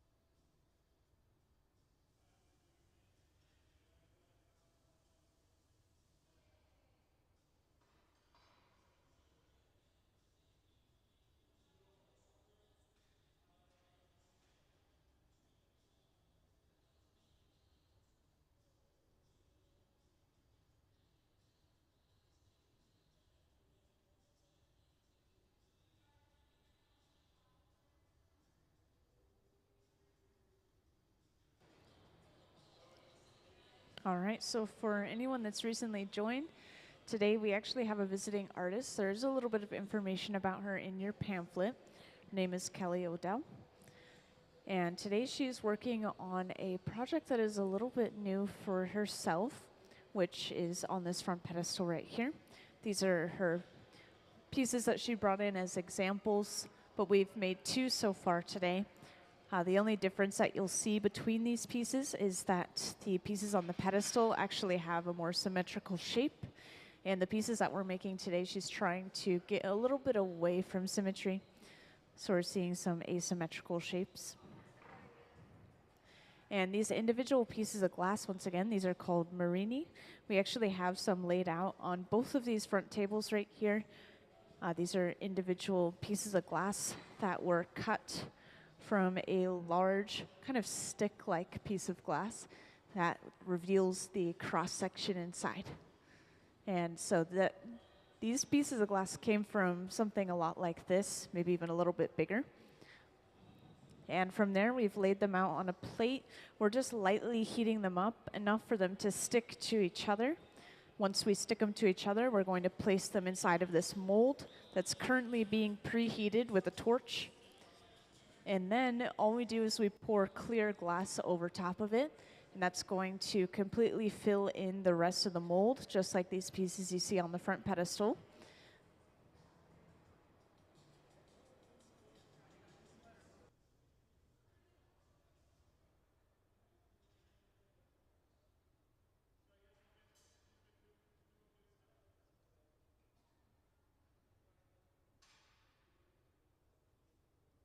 And by the way, whenever you see them tapping the plate or the metal pipe itself, this is just them trying to create a vibration that travels into the plate. It's supposed to crack the glass off of the plate itself.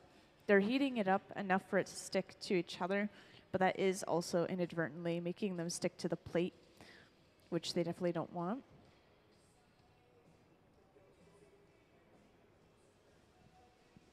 And once they have these all sticking together,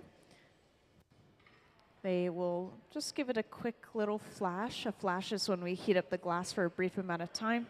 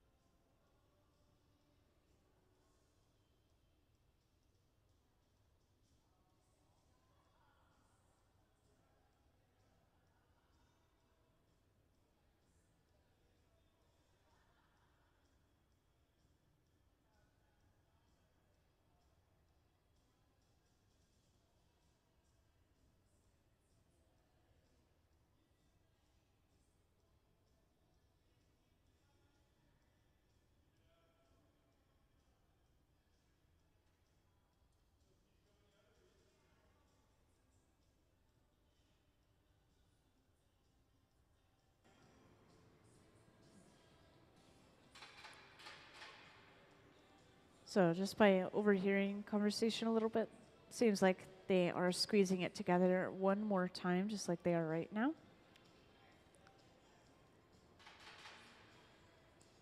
And once that's all squeezed together a little bit, they will heat it up one more time, bring it over to that mold.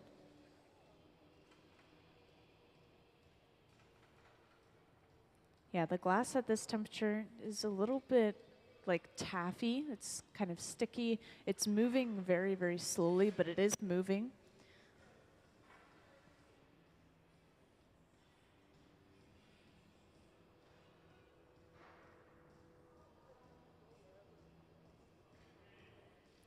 And this next part is going to move pretty quickly. So as soon as we place those pieces of glass inside of the mold, we have this large metal ladle ready, and we're going to dip it inside of our clear glass furnace, gather up a large amount of clear inside of that ladle. And the clear glass is completely molten inside of that tank, so it's going to look as if they're kind of handling honey, if honey were glowing and 2,000 degrees Fahrenheit.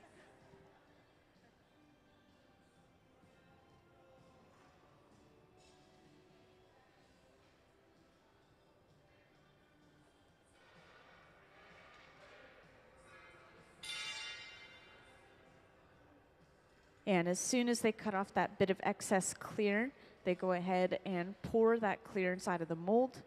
This is going to have to be done another time just to make sure that that mold is completely filled up. And not to worry, I know you guys could probably see a lot of clear left over inside of those ladles, but these are going specifically into a clear-only bucket. And so this glass can eventually be crushed back up and thrown into the furnace again to melt down, just reusing that clear. So yes, that's the nice thing about using clear glass is we could completely reuse it.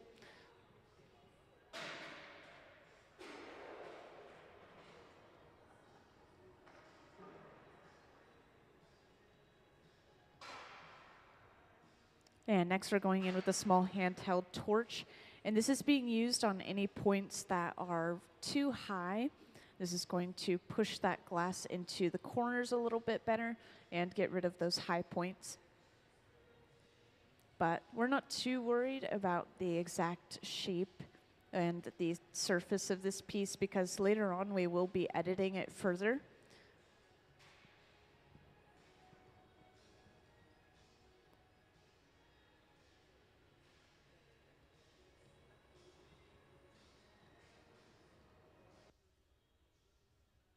So the furnaces run between 21 and 2300 degrees Fahrenheit. Yeah, the glass furnace specifically stays at 2150, 24/7. Well, it runs 24/7. It stays at 2150 degrees Fahrenheit. And then the other furnaces, we adjust them depending on the project. So they're always changing, but they usually run between 21 and 2300 degrees Fahrenheit. And so I like to just say generally.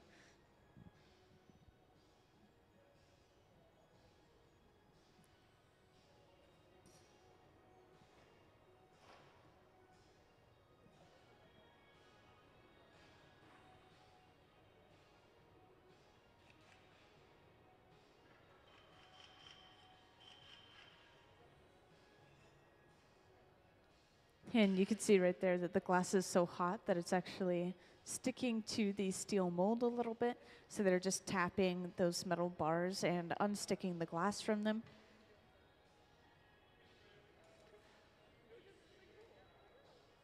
And that's why they're removing these bars a little bit earlier, so that they don't stick to the glass.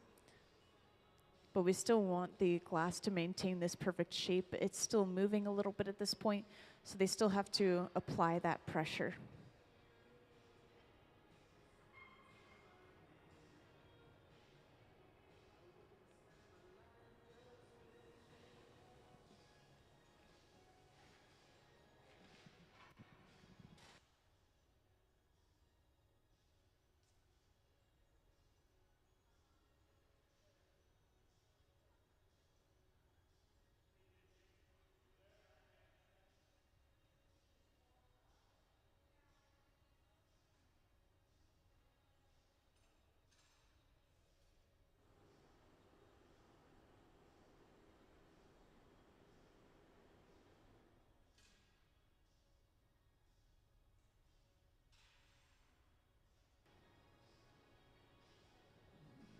And once that glass is stable, once again, it is just left to cool a little bit. There's a lot of internal heat inside of this piece, yet the outside of the glass is probably at around 1000 degrees Fahrenheit.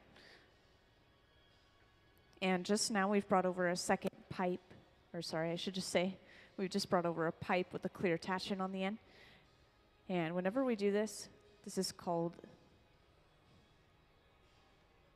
this pipe that we attach, this is called the punty.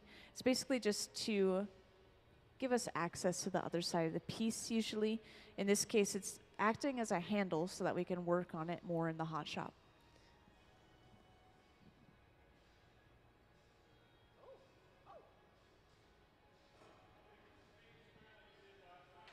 And once that connection was stable, they went ahead and picked it up. And now they're going to work on sharpening the corners and evening out the surface of the glass. They also described this as flame polishing earlier as well. You can see that there's a little bit of rippling in the surface of the glass. And so by heating this up a little bit and working with it over and over, this is going to smooth that surface out.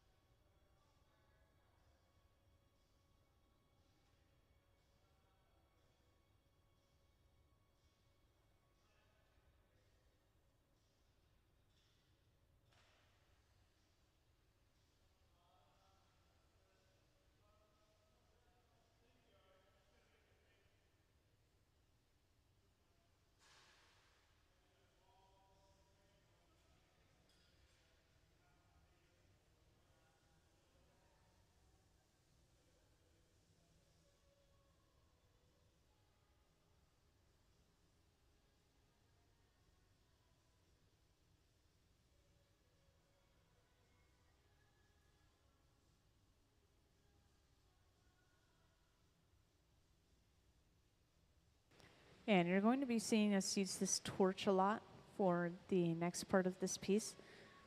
This torch is heating up really small sections of the glass at a time, as I'm sure you're already able to tell. But you might not know the heat of this little flame. So this small torch, it can actually get up to around 5,000 degrees Fahrenheit, I've been told, which is over double the heat of the molten glass itself. So it's going to heat up really small sections of glass, but very quickly. So it really helps us get some finer details in our artwork, such as if we're working on a face. In this case, we're using it to heat up the corners of the glass. We just want to sharpen all those corners up. And the corners of the glass are cooling down faster than the center of the glass, of course.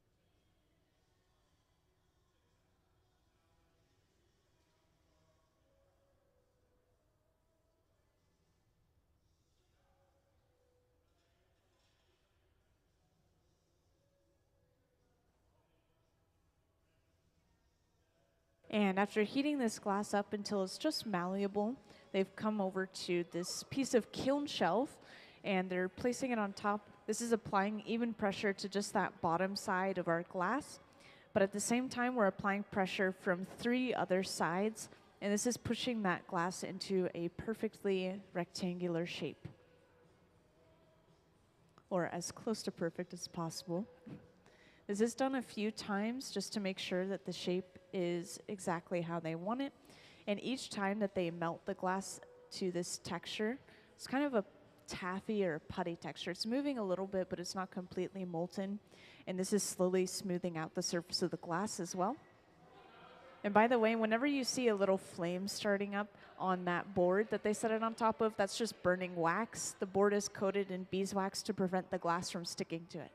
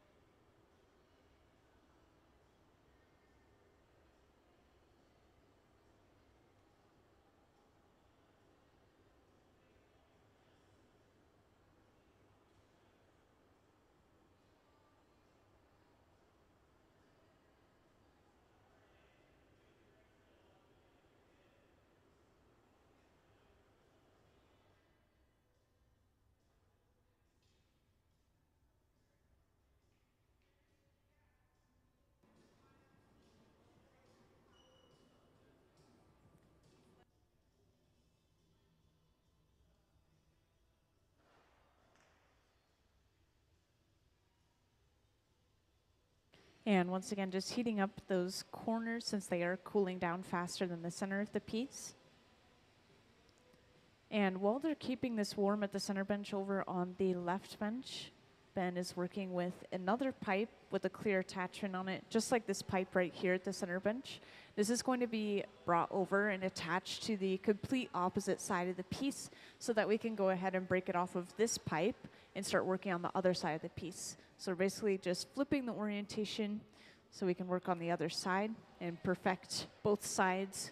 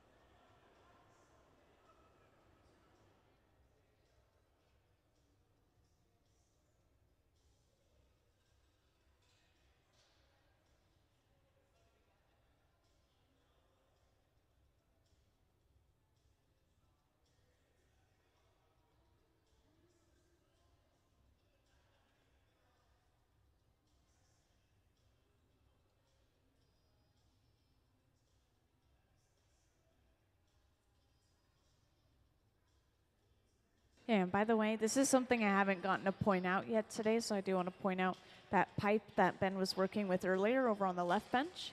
Since it has glass on it, they want to keep it warm so it doesn't crack from thermal shock. It's been placed inside of here. This is the garage, and this is just going to keep anything that's placed inside of it right at around 1,000 degrees Fahrenheit. So just preventing thermal shock. Later on, when we're ready to use it, we could just pull it right back out and start heating it up again.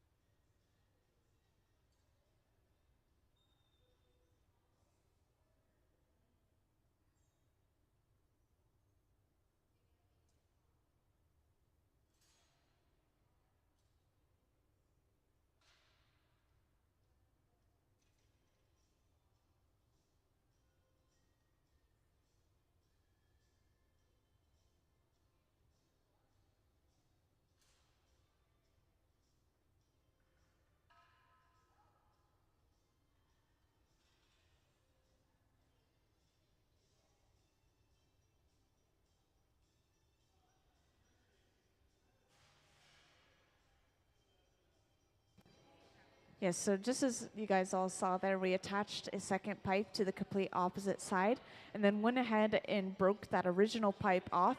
This is something that we do with pretty much any piece we make in the hot shops just so we could get access to the other side and finish off that other side. So in this case, we have a little bit of excess clear kind of off the end of this piece. So they're trying to knock that off before they continue. But they want to perfectly square off this side as well.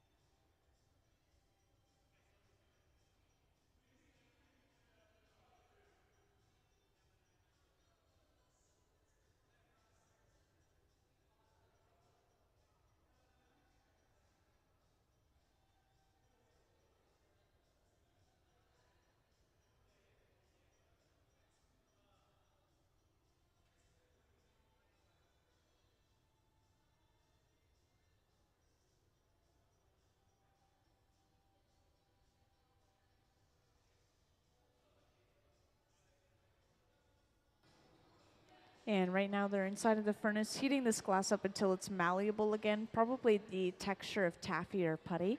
They want it to be moving, but they don't want it to be completely molten that it becomes a liquid again, as that would make them lose their shape. And while they heat this glass up, this is inadvertently smoothing the surface of the glass out as well. So with some of these pieces on this front pedestal, you can see that they have a sort of rippling to them. And this is from the glass touching various tools, whether it's metal or whether it's graphite. And it can cause that rippling if the tool is a little cold versus the glass. But as we heat it up in the hot shop like this is going to get rid of that rippling. And right now we just heated this glass up enough that our artist is able to go in and start to pull that excess bit of clear off. And she's just trimming it off now with a pair of shears. I know we didn't have quite a good view there, but that bit of clear was just cut off using those tools in her hand.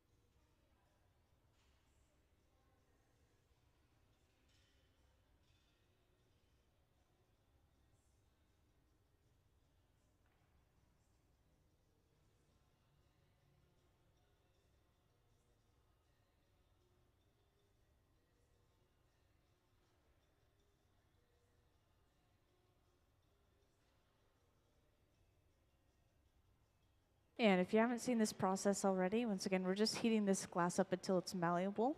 we're coming over to this kiln shelf, which is laid out across this little table, and we're pressing it down and applying pressure from multiple sides at the same time.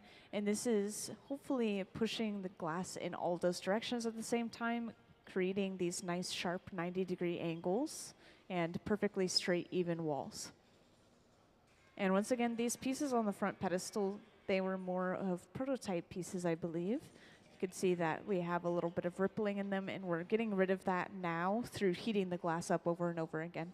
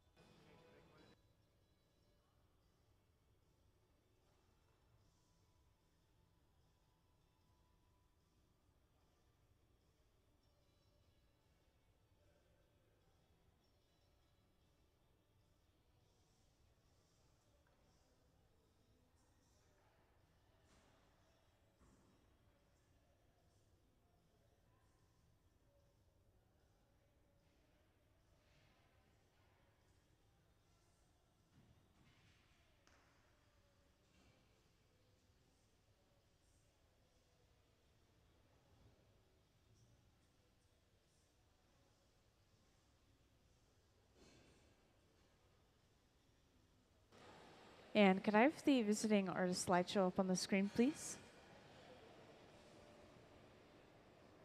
Thank you. So for anyone that hasn't seen it already, up on the screen, I want to point out, I just put a slideshow up of Kelly Odell's work, and these are some photos from a previous residency here at the Museum of Glass as well. You can see that she works on a lot of things that are related to sea life. You'll see that throughout this slideshow. And that is tying into her personal life because she actually grew up on the Big Island in Hawaii. And she also studied glass there at University of Hawaii at Manoa. And so because of those experiences that she's had, her work focuses mainly on species extinction, conservation, and human impact on the natural world.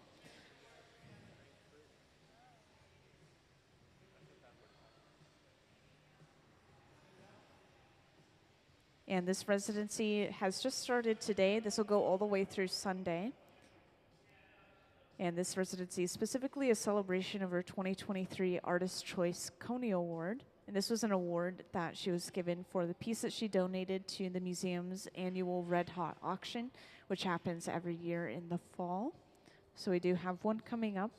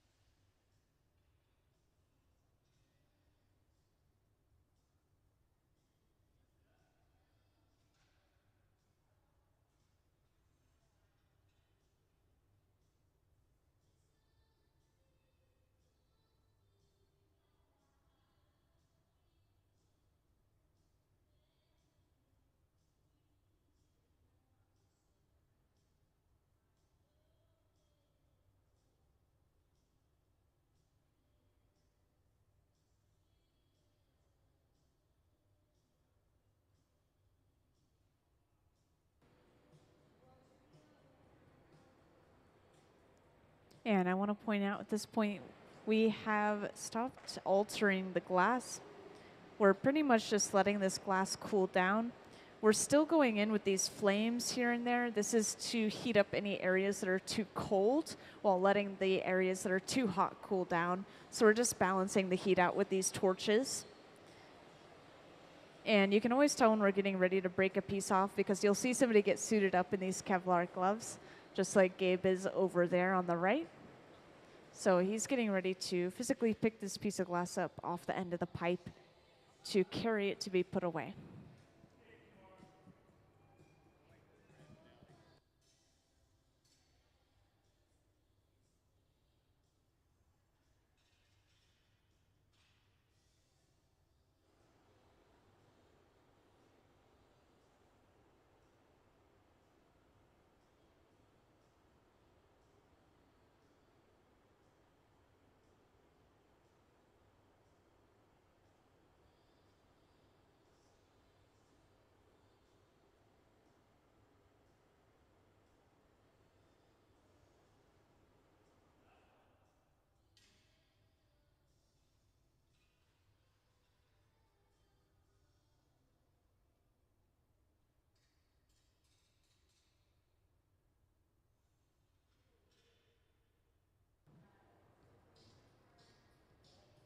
So after all that torching, we should see a little bit of movement now where that glass is connected to the pipe.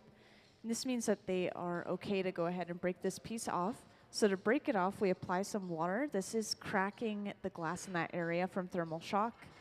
Then we tap the pipe, and that is it. That breaks that piece cleanly off. And now we carry it over to the annealer, this large black box. This is going to slowly cool this piece of glass down at least overnight so it doesn't break from thermal shock. So we're not going to see this piece until at least tomorrow. Since this glass is kind of thick, I assume it may be even longer than overnight, maybe over a day even. So let's give them a round of applause for finishing that piece there. Thank you.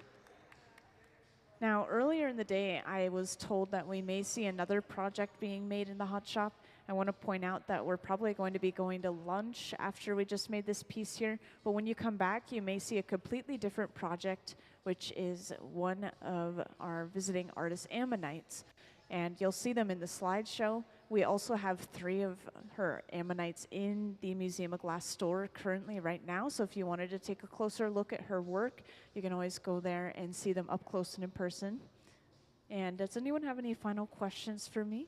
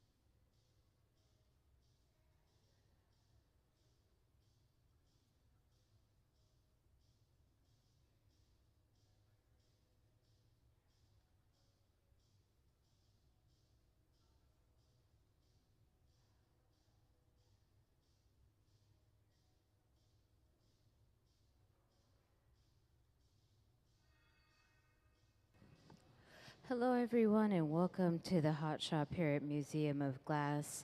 My name is Emily. I will be your MC for the afternoon. As we're just getting back from lunch, we will get started in a moment. This week, we have visiting artist Kelly O'Dell with us. I can tell you a little bit about her, and then I'll tell you a little bit about the process. And you're welcome to ask questions while I talk, okay? So I will narrate the entire process step by step so you'll know what's happening as we go along. So, a little bit about Kelly. Between her childhood on the Big Island of Hawaii and her career as a glassblower in the Pacific Northwest, Kelly O'Dell creates work that sheds light on species extinction, conservation, and the human impact on the natural world. She joins Museum of Glass in celebration of her 2023 Artist Choice Coney Award, awarded for the piece donated to the Museum of Glass's annual Red Hot auction and gala.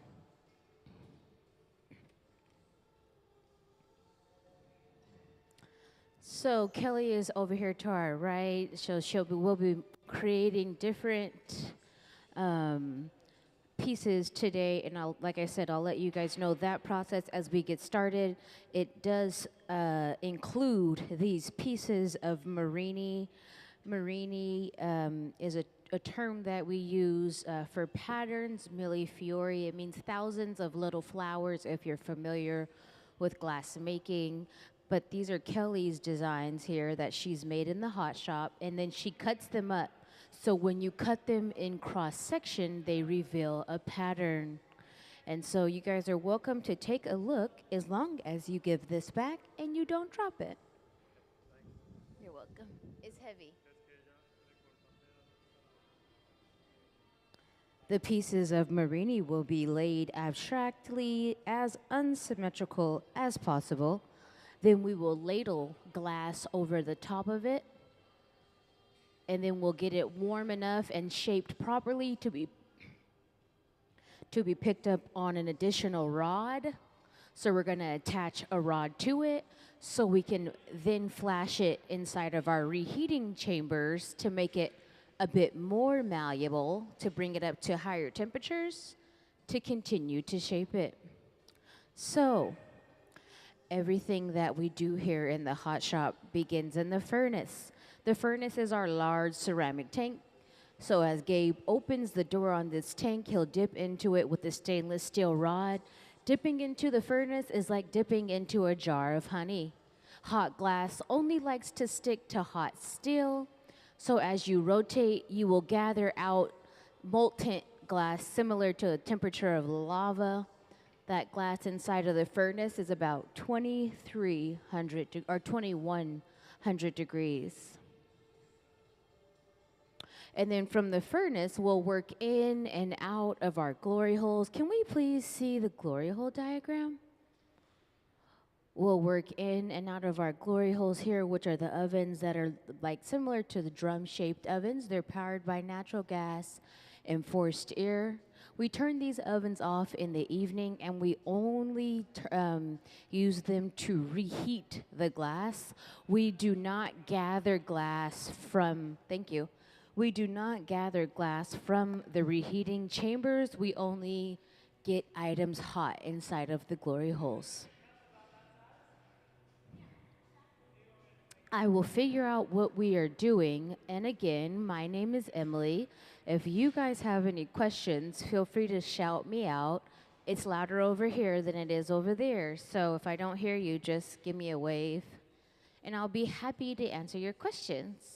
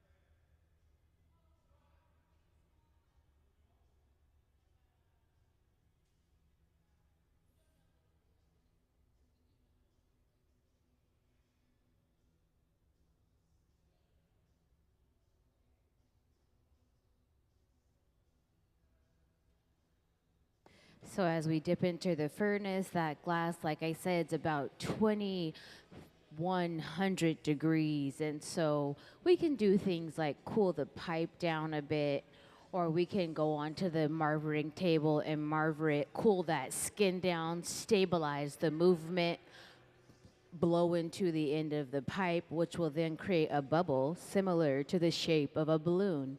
This little bubble is the start of any piece that you want to make large. So you start with a little bit of glass, you build the foundation, make sure it's, even,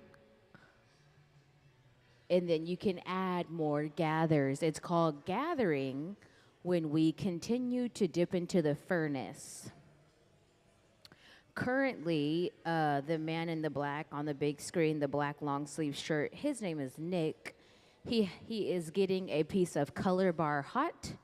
Color bar is, let's see if I have some color bar. Well, I don't have any, but color bar is just a piece of solid color that we heat to be able to add color to clear glass. All of the glass inside of the furnaces here at MOG is clear. It looks orange because it's just radiating thermal energy.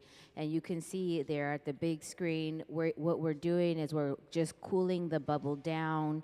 Whenever you can see a lot of orange, that signals everything's hot.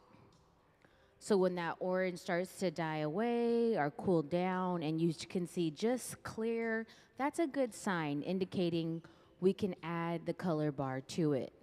We don't want to add anything when it's super duper hot or super duper cold. We want balanced heat.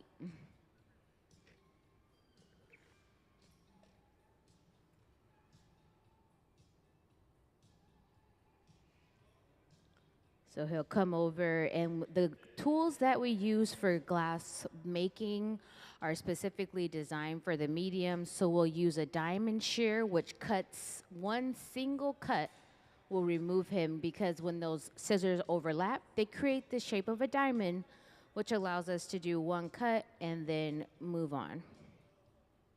We will take this color and lay it all the way over, encase it over the clear bubble. So then the piece will look like it's one color, but in reality, it's a little bit of color and a whole lot of clear. The goal is to create a color cup similar to the one here on the marvering bench.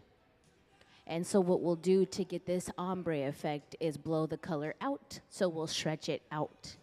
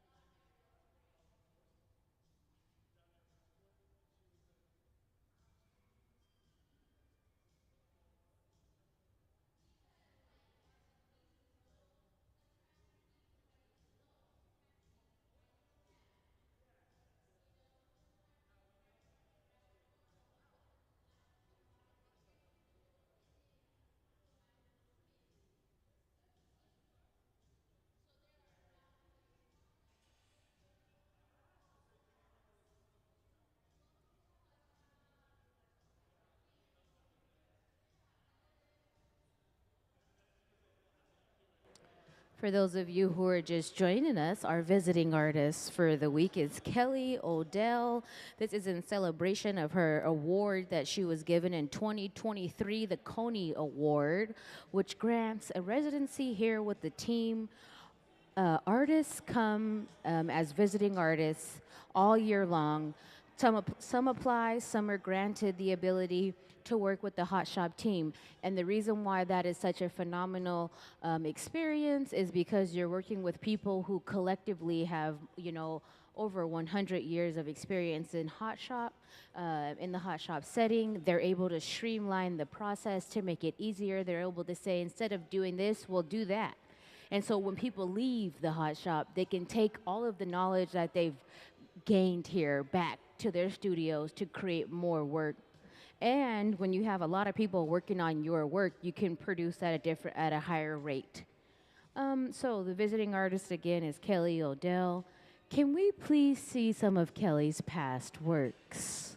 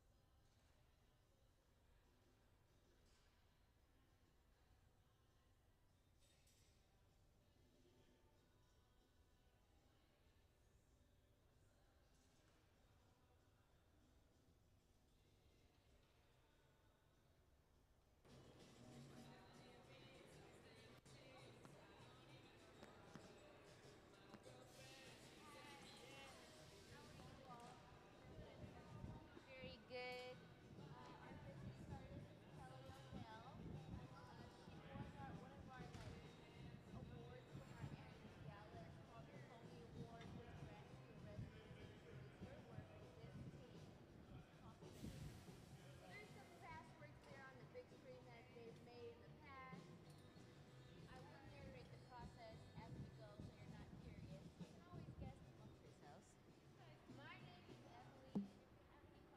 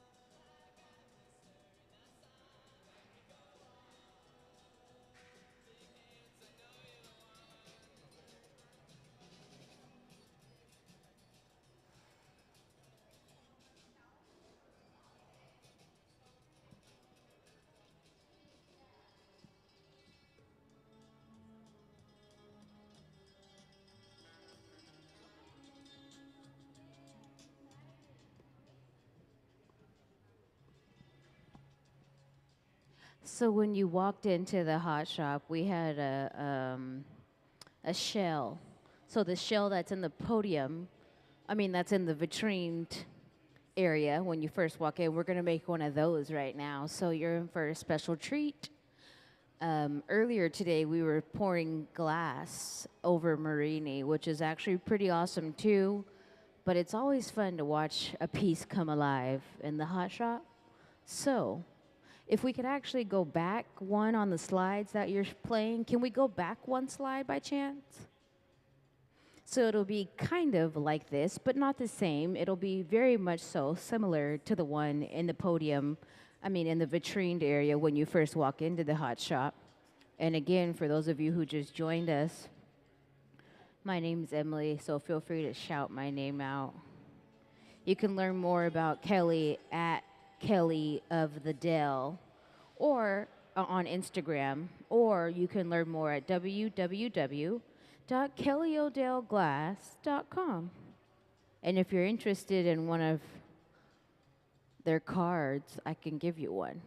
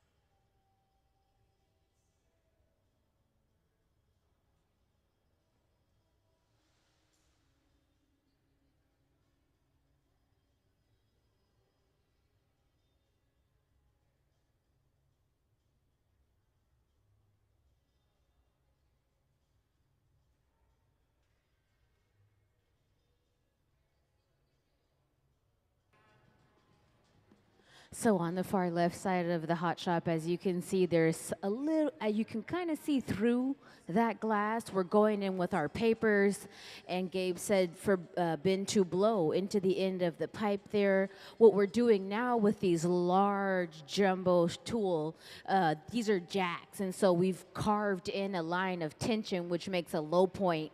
You want to carve in a line of tension to be able to remove yourselves from the initial blowpipe.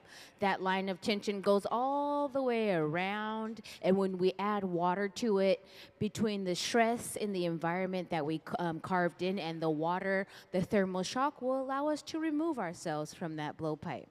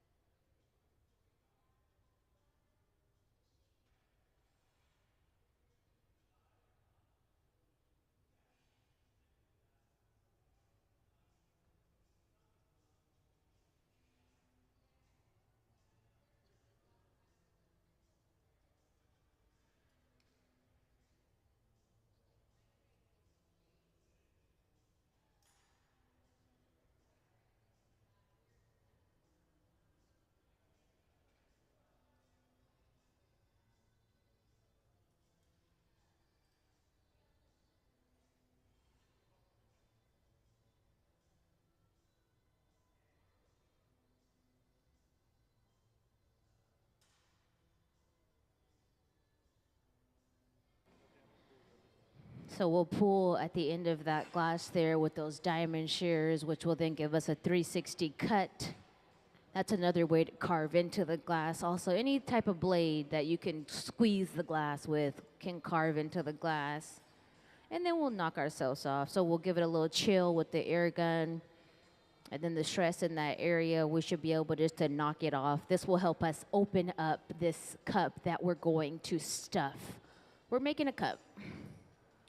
This is a color cup because we want to add color to a piece, but instead of, we're just expanding, we're maximizing what we have, and we're opening it up, so we're creating a larger, basically, color overlay with a little bit of color.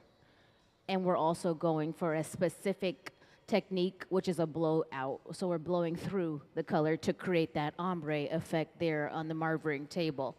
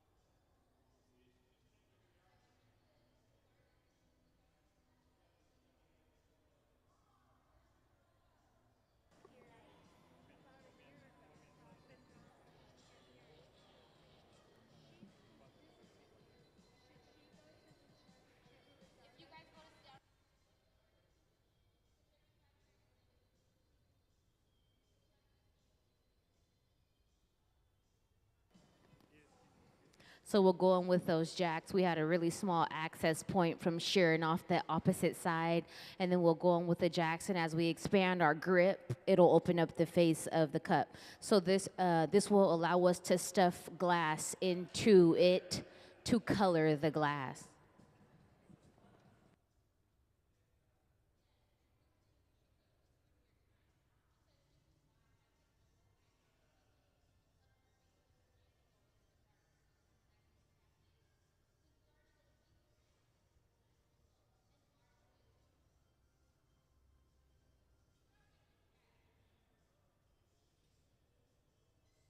All right, so here in the middle, Kelly has popped a bubble into some clear glass that she's gathered.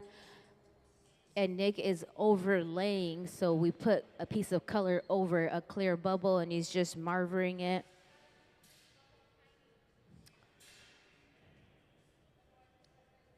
So, for those that have just joined us, can we please see the color overlay video?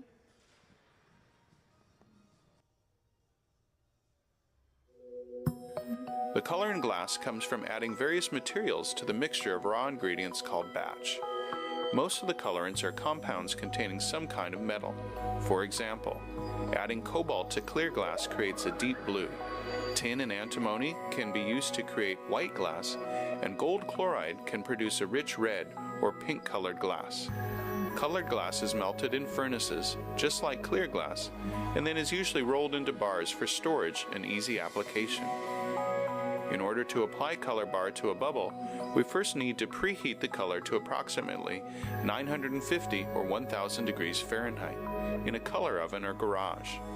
Once warm, the color is then picked up on the end of a punty rod using a little bit of clear glass as a support. The color is then heated in the 2300 degree glory hole to soften it and make it malleable, while another artist creates a small bubble of clear glass on a blowpipe.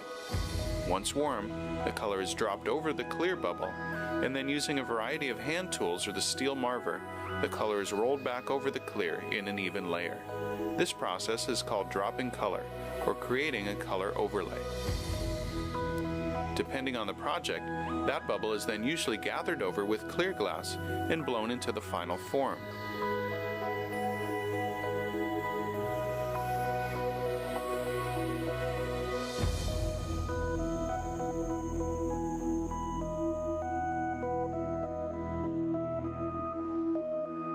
The finished product may appear to be all made from colored glass, but when viewed in cross-section, we can see that there is only a thin layer of color sandwiched between many layers of clear glass.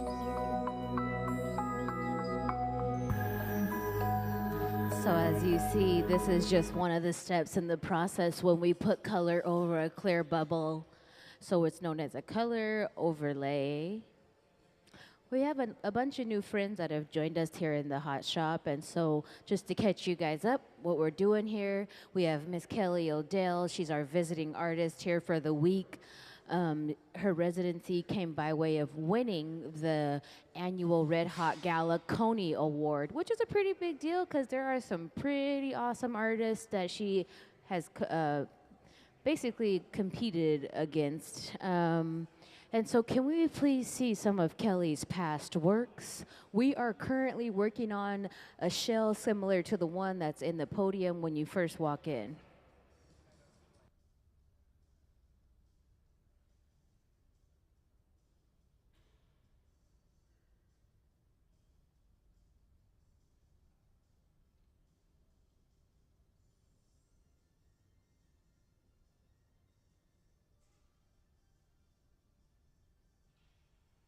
So we have to go in and out of the reheating chamber to get that glass nice and hot. We want it to be hot to keep it malleable so we can stretch it. So we laid color over that clear bubble, and as we marver it, we're encasing the clear bubble, so when we blow it out, it only looks like the color.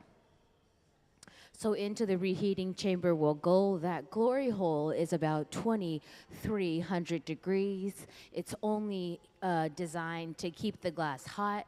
There's no molten glass inside of the glory hole. It's powered by natural gas and forced air. And we turn them off in the evening, but then so when we turn them off in the evening, in the mornings when we're preparing to work again, we turn them back on with a fuel. So we light them. And it takes about 1 hour to get to that 2,300 degree mark, and you can't work until you get to that level. It's like baking, you know, at home. You can't bake the cookies if the oven's 200 degrees. Well, you could. It would just take a long time.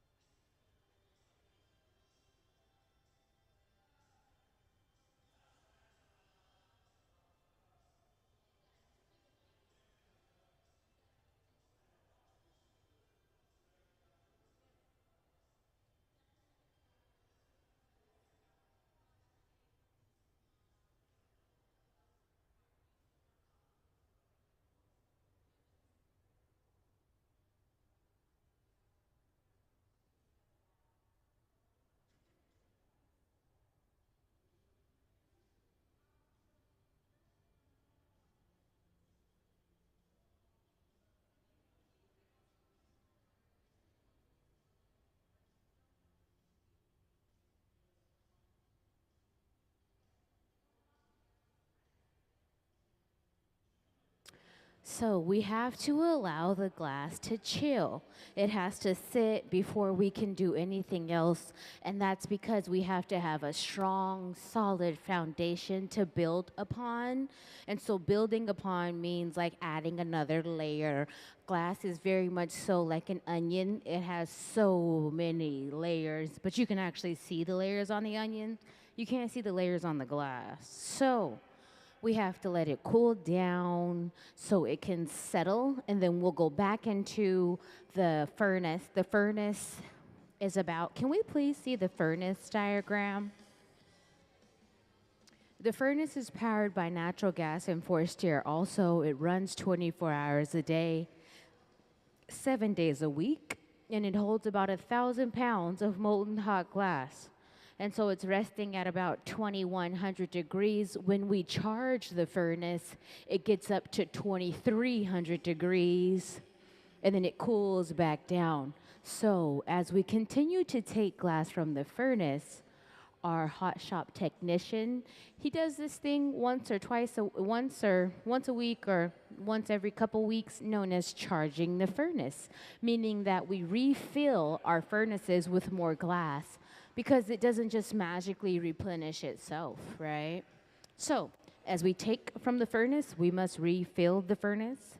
I'll let you guys see how we gather. So as we'll dip into that crucible there, we'll rotate that pipe, and we'll come out with a nice healthy gather of glass. It looks orange, but it's crystal clear. When we drip it off into the bucket, that's known as a strip gather. And all that does is it just minimizes how much we picked up. Sometimes we don't want that much. So, can we please see the charging the furnace video?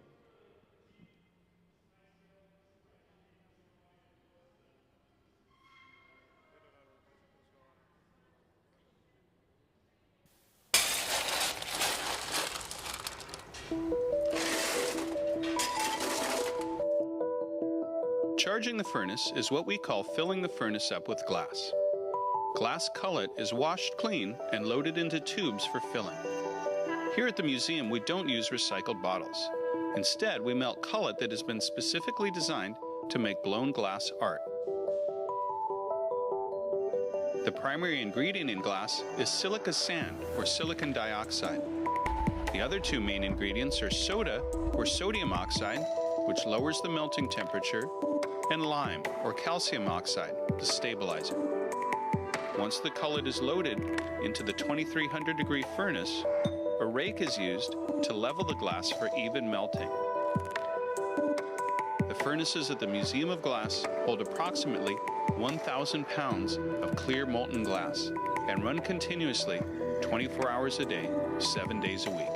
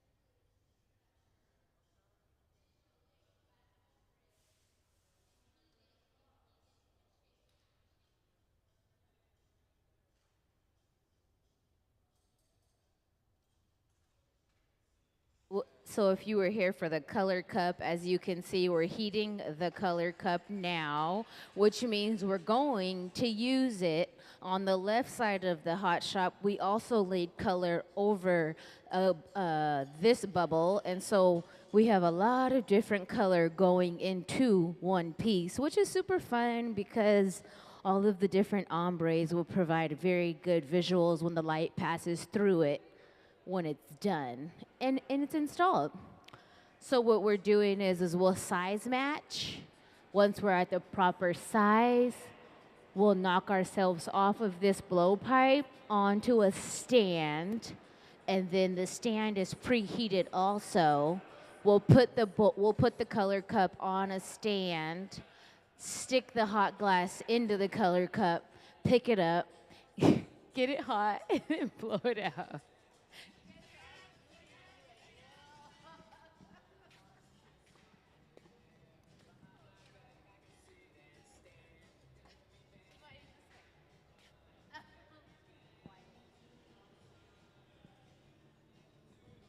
So Nick here is prepared with his mittens, and then Gabe is gonna give the cup a little bit more definition, knock it off of this initial blowpipe, place it on that little stand by the bench, and it'll be ready to be picked up.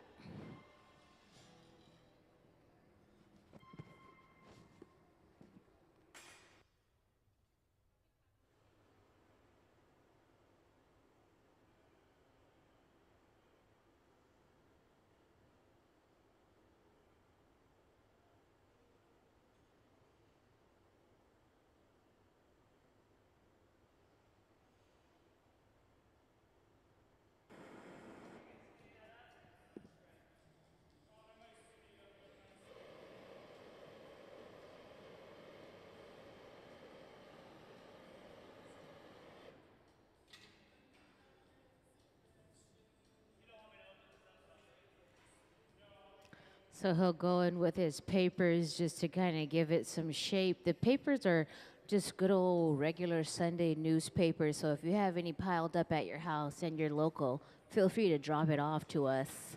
We soak it in water.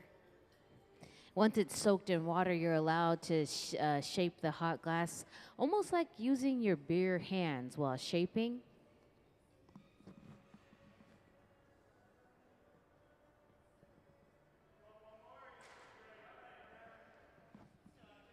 Put a little shear on the back of that rod there.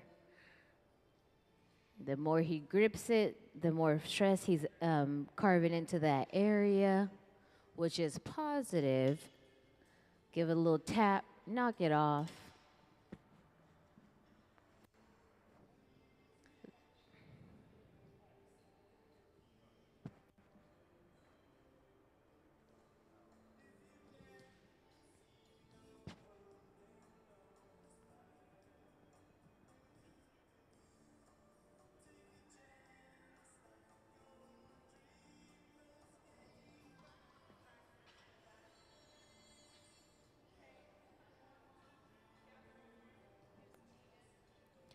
So when we remove ourselves from the pipe, from how we just did, how we remove that color cup from the blowpipe, we take the blowpipes and we dip them in water, and then we place them in a dry bucket, and they kind of have their own self-cleaning mechanisms, and so all that additional glass just falls right off.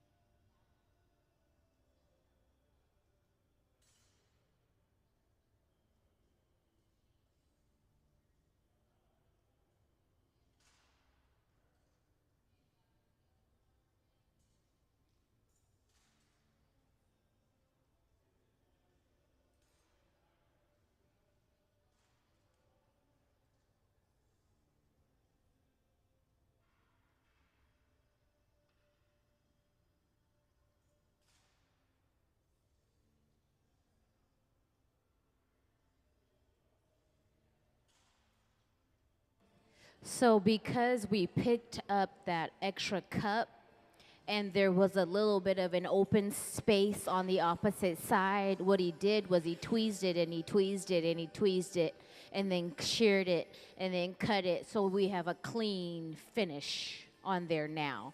So we masked the hole that was at the opposite side of the cup. We just cleaned up the bottom.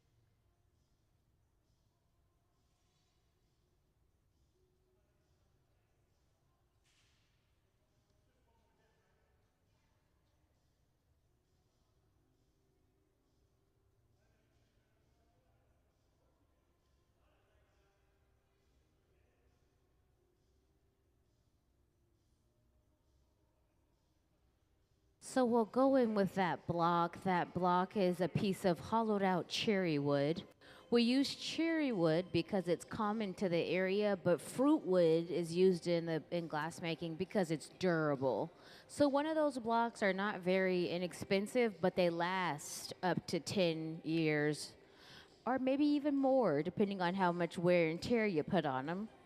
So that block is a piece of hollowed out cherry wood that's been soaked in water.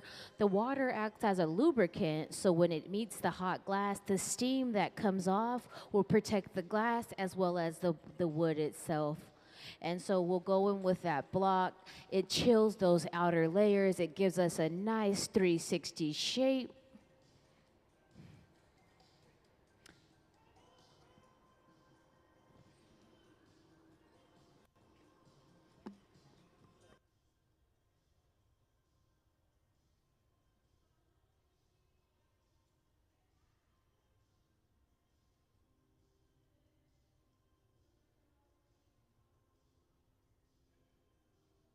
So in the beginning stages, it's a lot of hurry up and wait.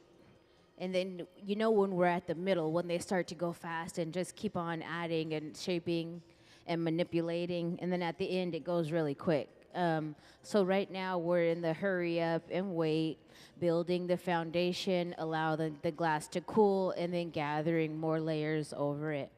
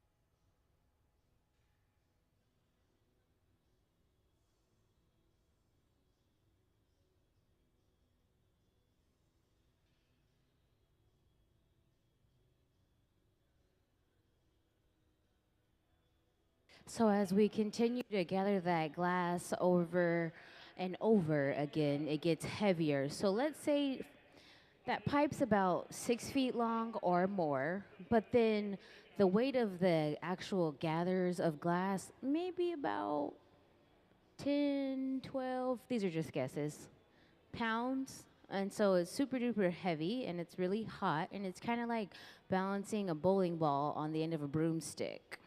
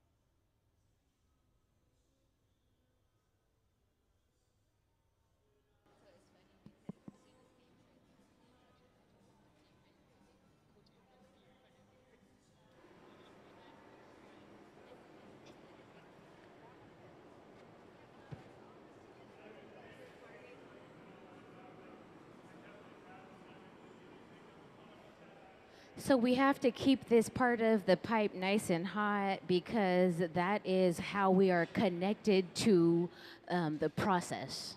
Okay, it's the end of the pipe. It's the beginning of the piece. And so that's why we use that fluffy torch to flash it. The fluffy torch is about 2,500 degrees when it's ignited, and when it rests, it's kind of like the pilot light on the fireplace. So it's not actually burning anything.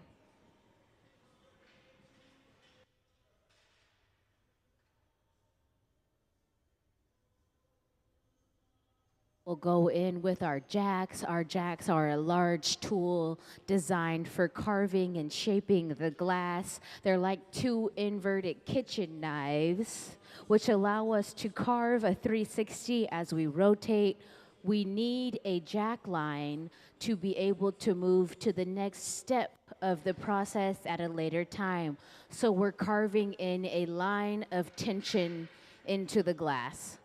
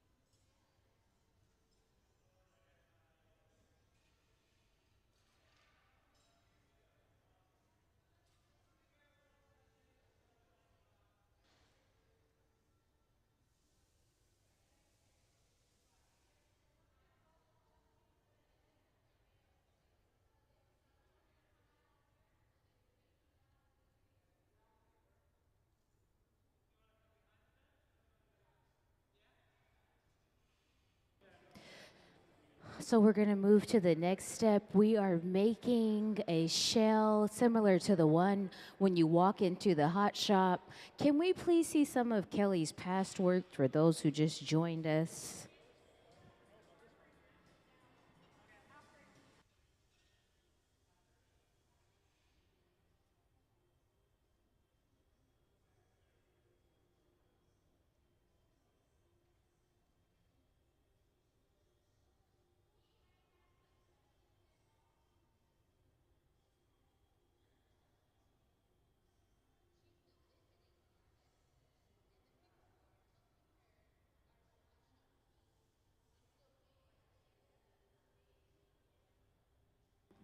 So we'll add this this color wrap all the way around.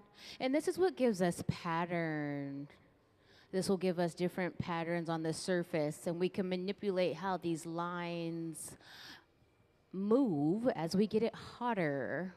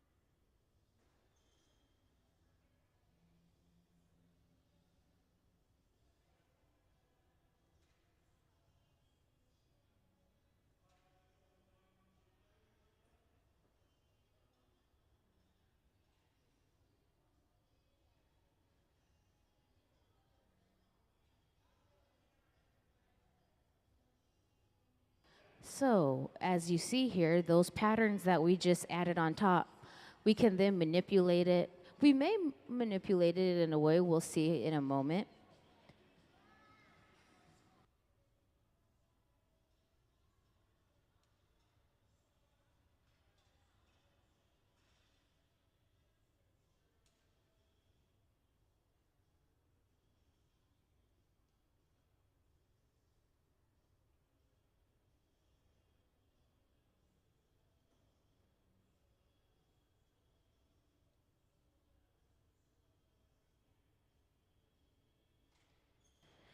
As we cool down that portion that's closer to the end of the pipe, it'll stabilize it, and then we can go in and reinforce the tip as it cools down.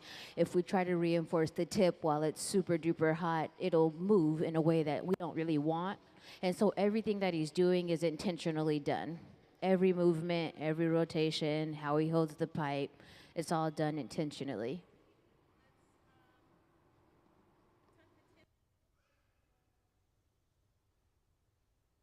Kelly is also narrating, like she's giving them verbal commands of what she would like to see. And so she's communicating what she would like as they work.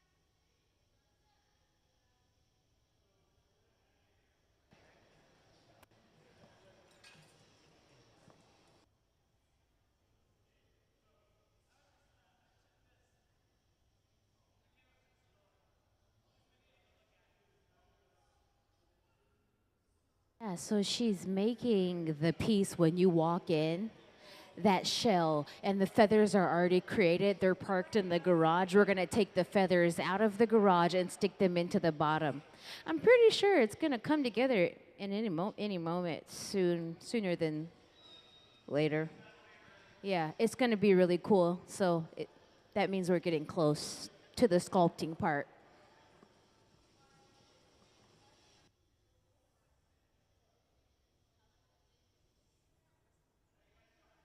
We're gonna fold the tip onto itself, which will then give us that round body shape, similar to the one when you walk in the vitrine podium.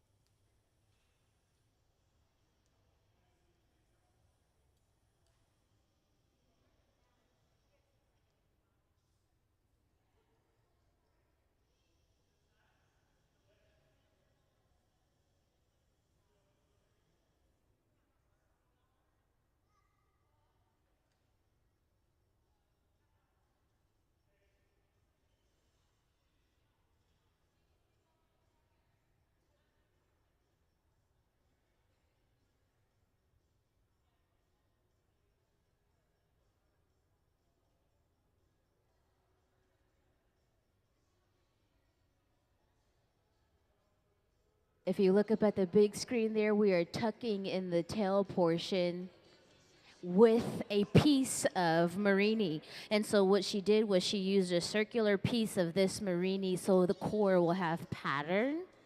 And she rotated it, and in a moment she'll be able to remove herself from that piece of marini that she picked up, rotated this hot glass with. That's pretty cool. I've never seen this technique be performed live before. You learn something new every day in the hot shop.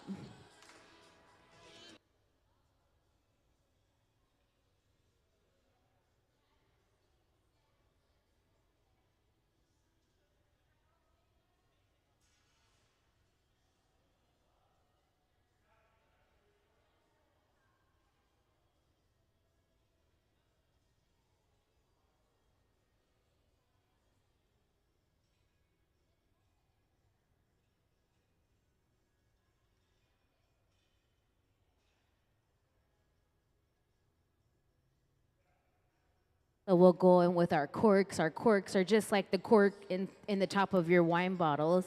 They're just large pads, and they allow us to touch and to shape the glass without leaving much residue on the glass. And so they have a very soft touch, but really good for shaping.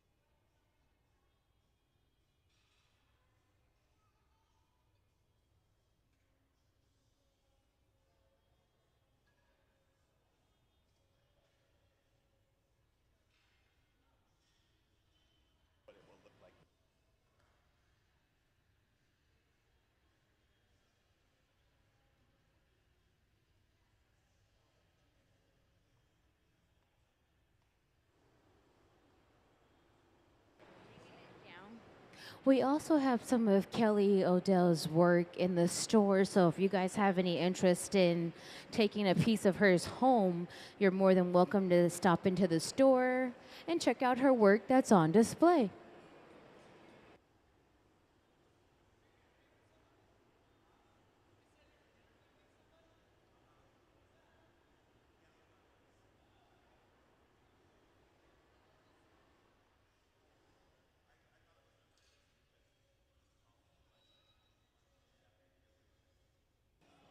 I know this is so.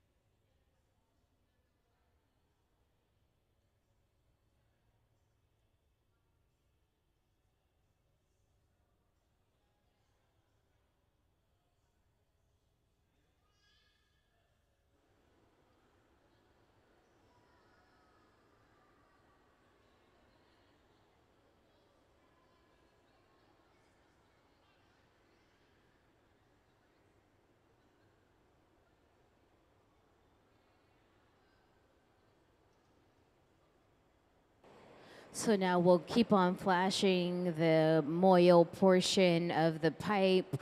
That connection is really important to keep it very, very evenly heated. We want to keep it warm in this area before we go in for the flash. We put this portion of the pipe into the reheating chamber last, and it comes out first.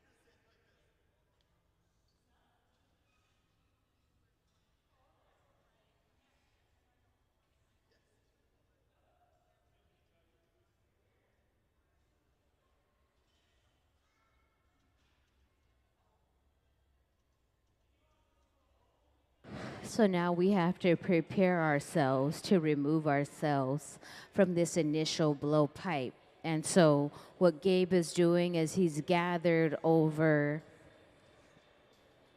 the transfer rod. That glass is nice and hot. He'll prepare that rod to catch the piece off of this initial blowpipe.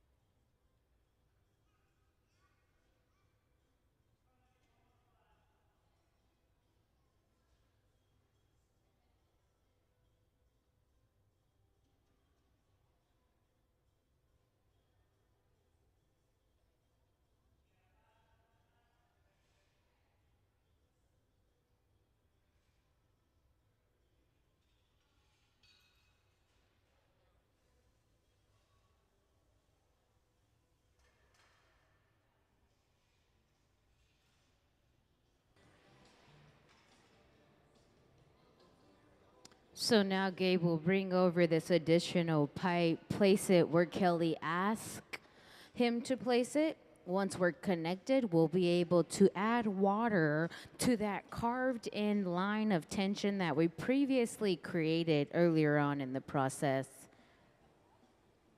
And she's telling him what to do to place himself properly onto the glass to get an even connection point. This punty or this transfer rod is specifically known as a sculpture punty.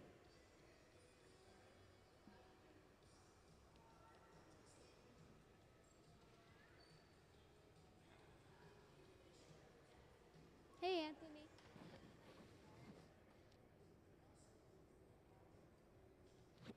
We'll put a little bit of water on that jack line, which will create thermal shock in an area where we have already carved in tension. This weak point will allow us to remove ourselves, tap the pipe, and knock it off.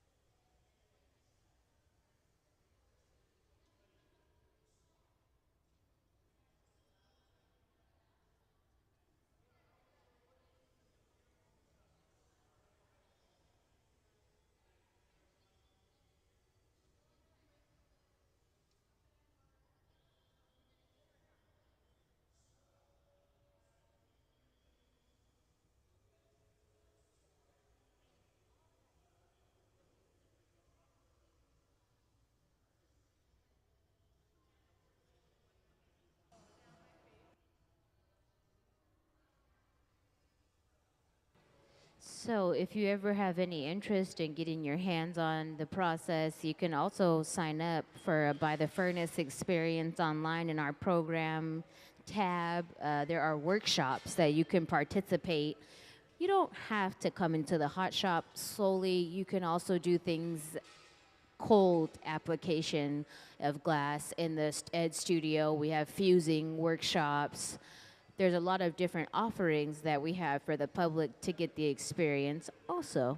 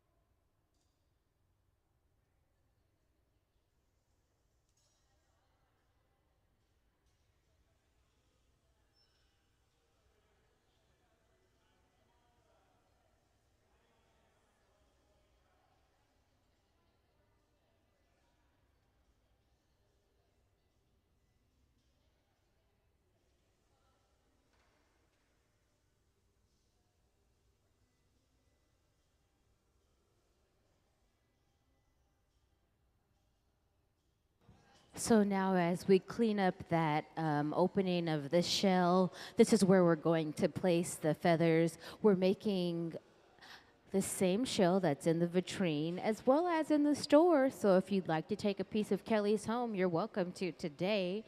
We're going to clean up the lip so we can place the feathers into the opening portion of the shell. Kelly Odell is our visiting artist for the week.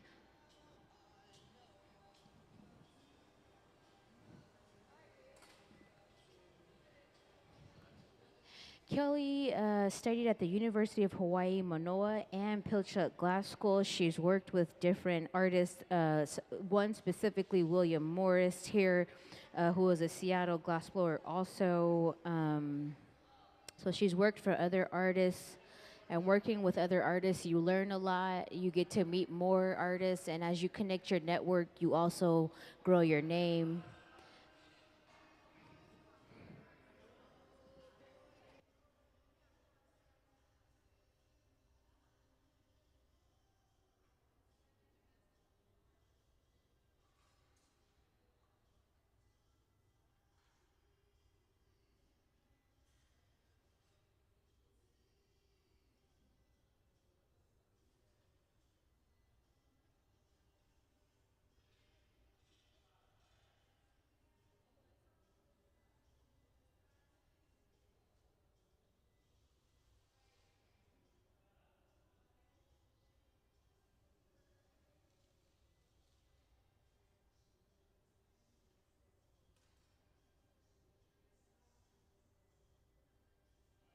So she fractured the glass. She stressed it out by putting it in the water, which actually will allow her to shear it off a bit easier than cutting through the hot glass.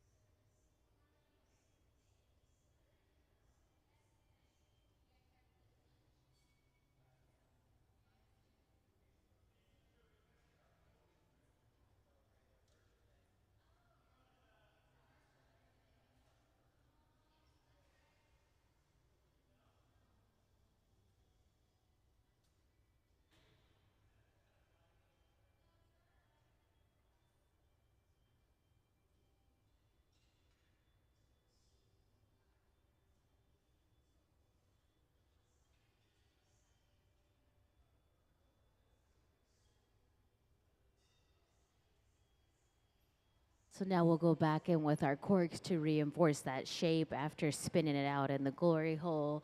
When it gets hot, it just moves on its own. And so she'll give it some specific shape with her shaping tools. Everything that we use in glass is able to withstand high temperatures: corks, stainless steel, wood.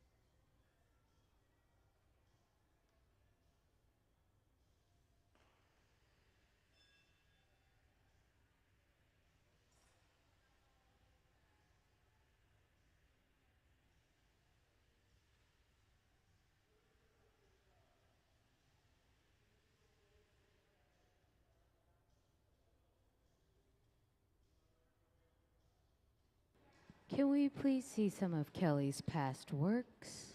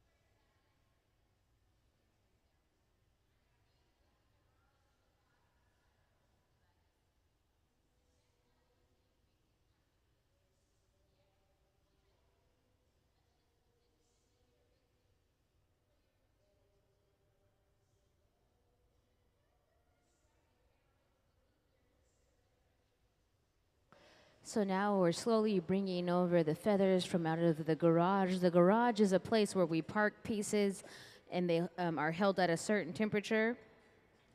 And it's hot enough to hold the piece, but it's not high enough in temperature to melt the piece. And so we'll be able to rework them. Nick is grabbing them from the garage, that silver oven there that he's standing in.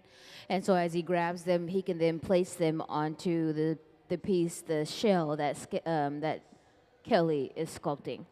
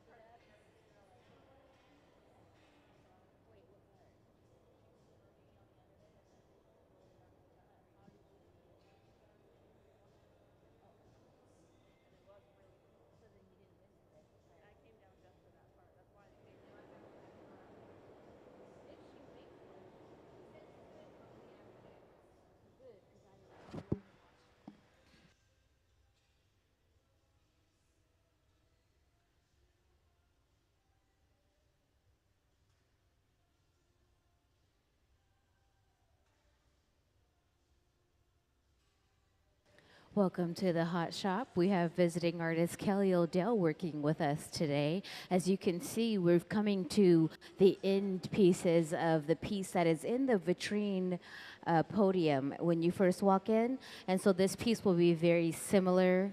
Kelly studied at the University of Hawaii, Manoa, as well as Pilchuck Glass School, which is a school that Del Chihuly co-founded with other founders, of course, where artists go and they learn how to make glass and they just collaborate with other artists to enhance their skill sets.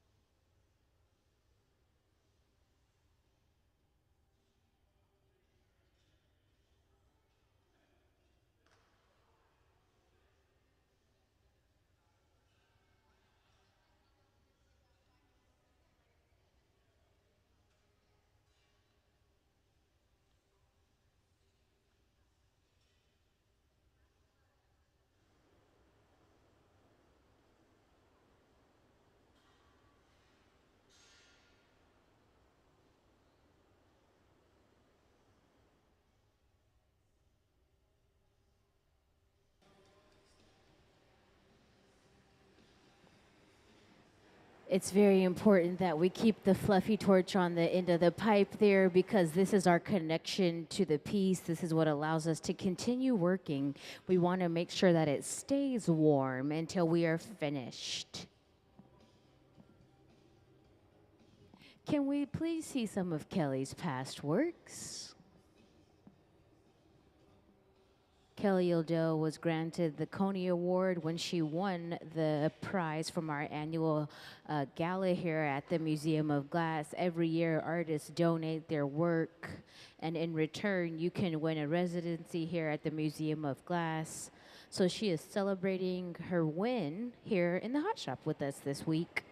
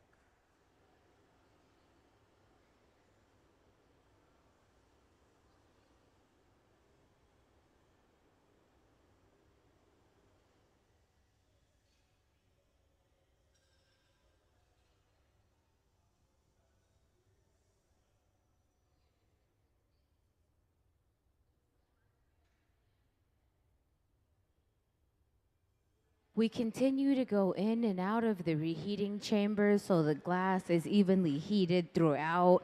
We have to constantly flash to keep that piece warm. We can only stay at the bench for so many seconds before we have to go back and reflash the piece. The piece must remain above 1,000 degrees while working to prevent thermal shock. The reheating chamber is 2,300 degrees.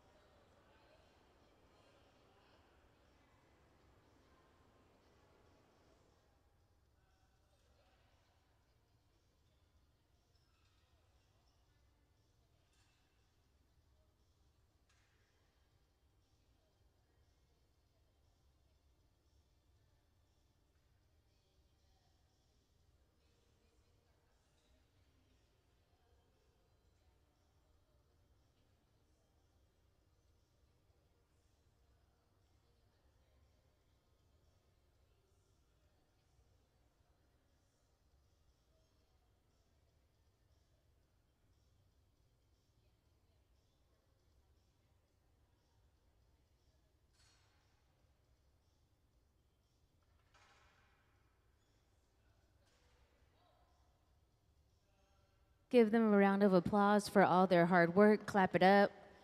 Woohoo!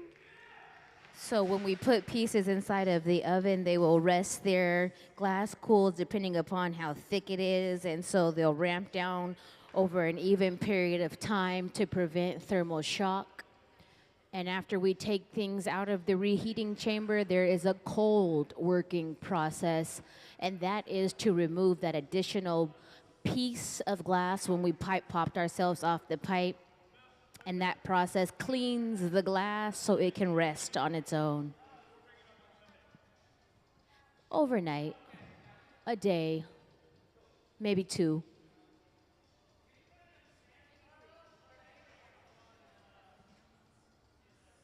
Thank you guys so much for hanging out with us in the hot shop today. Kelly will be here all week, and her artist talk is on Sunday at 1 p.m. If you want to learn more about her, she'll be here on Sunday speaking about her work.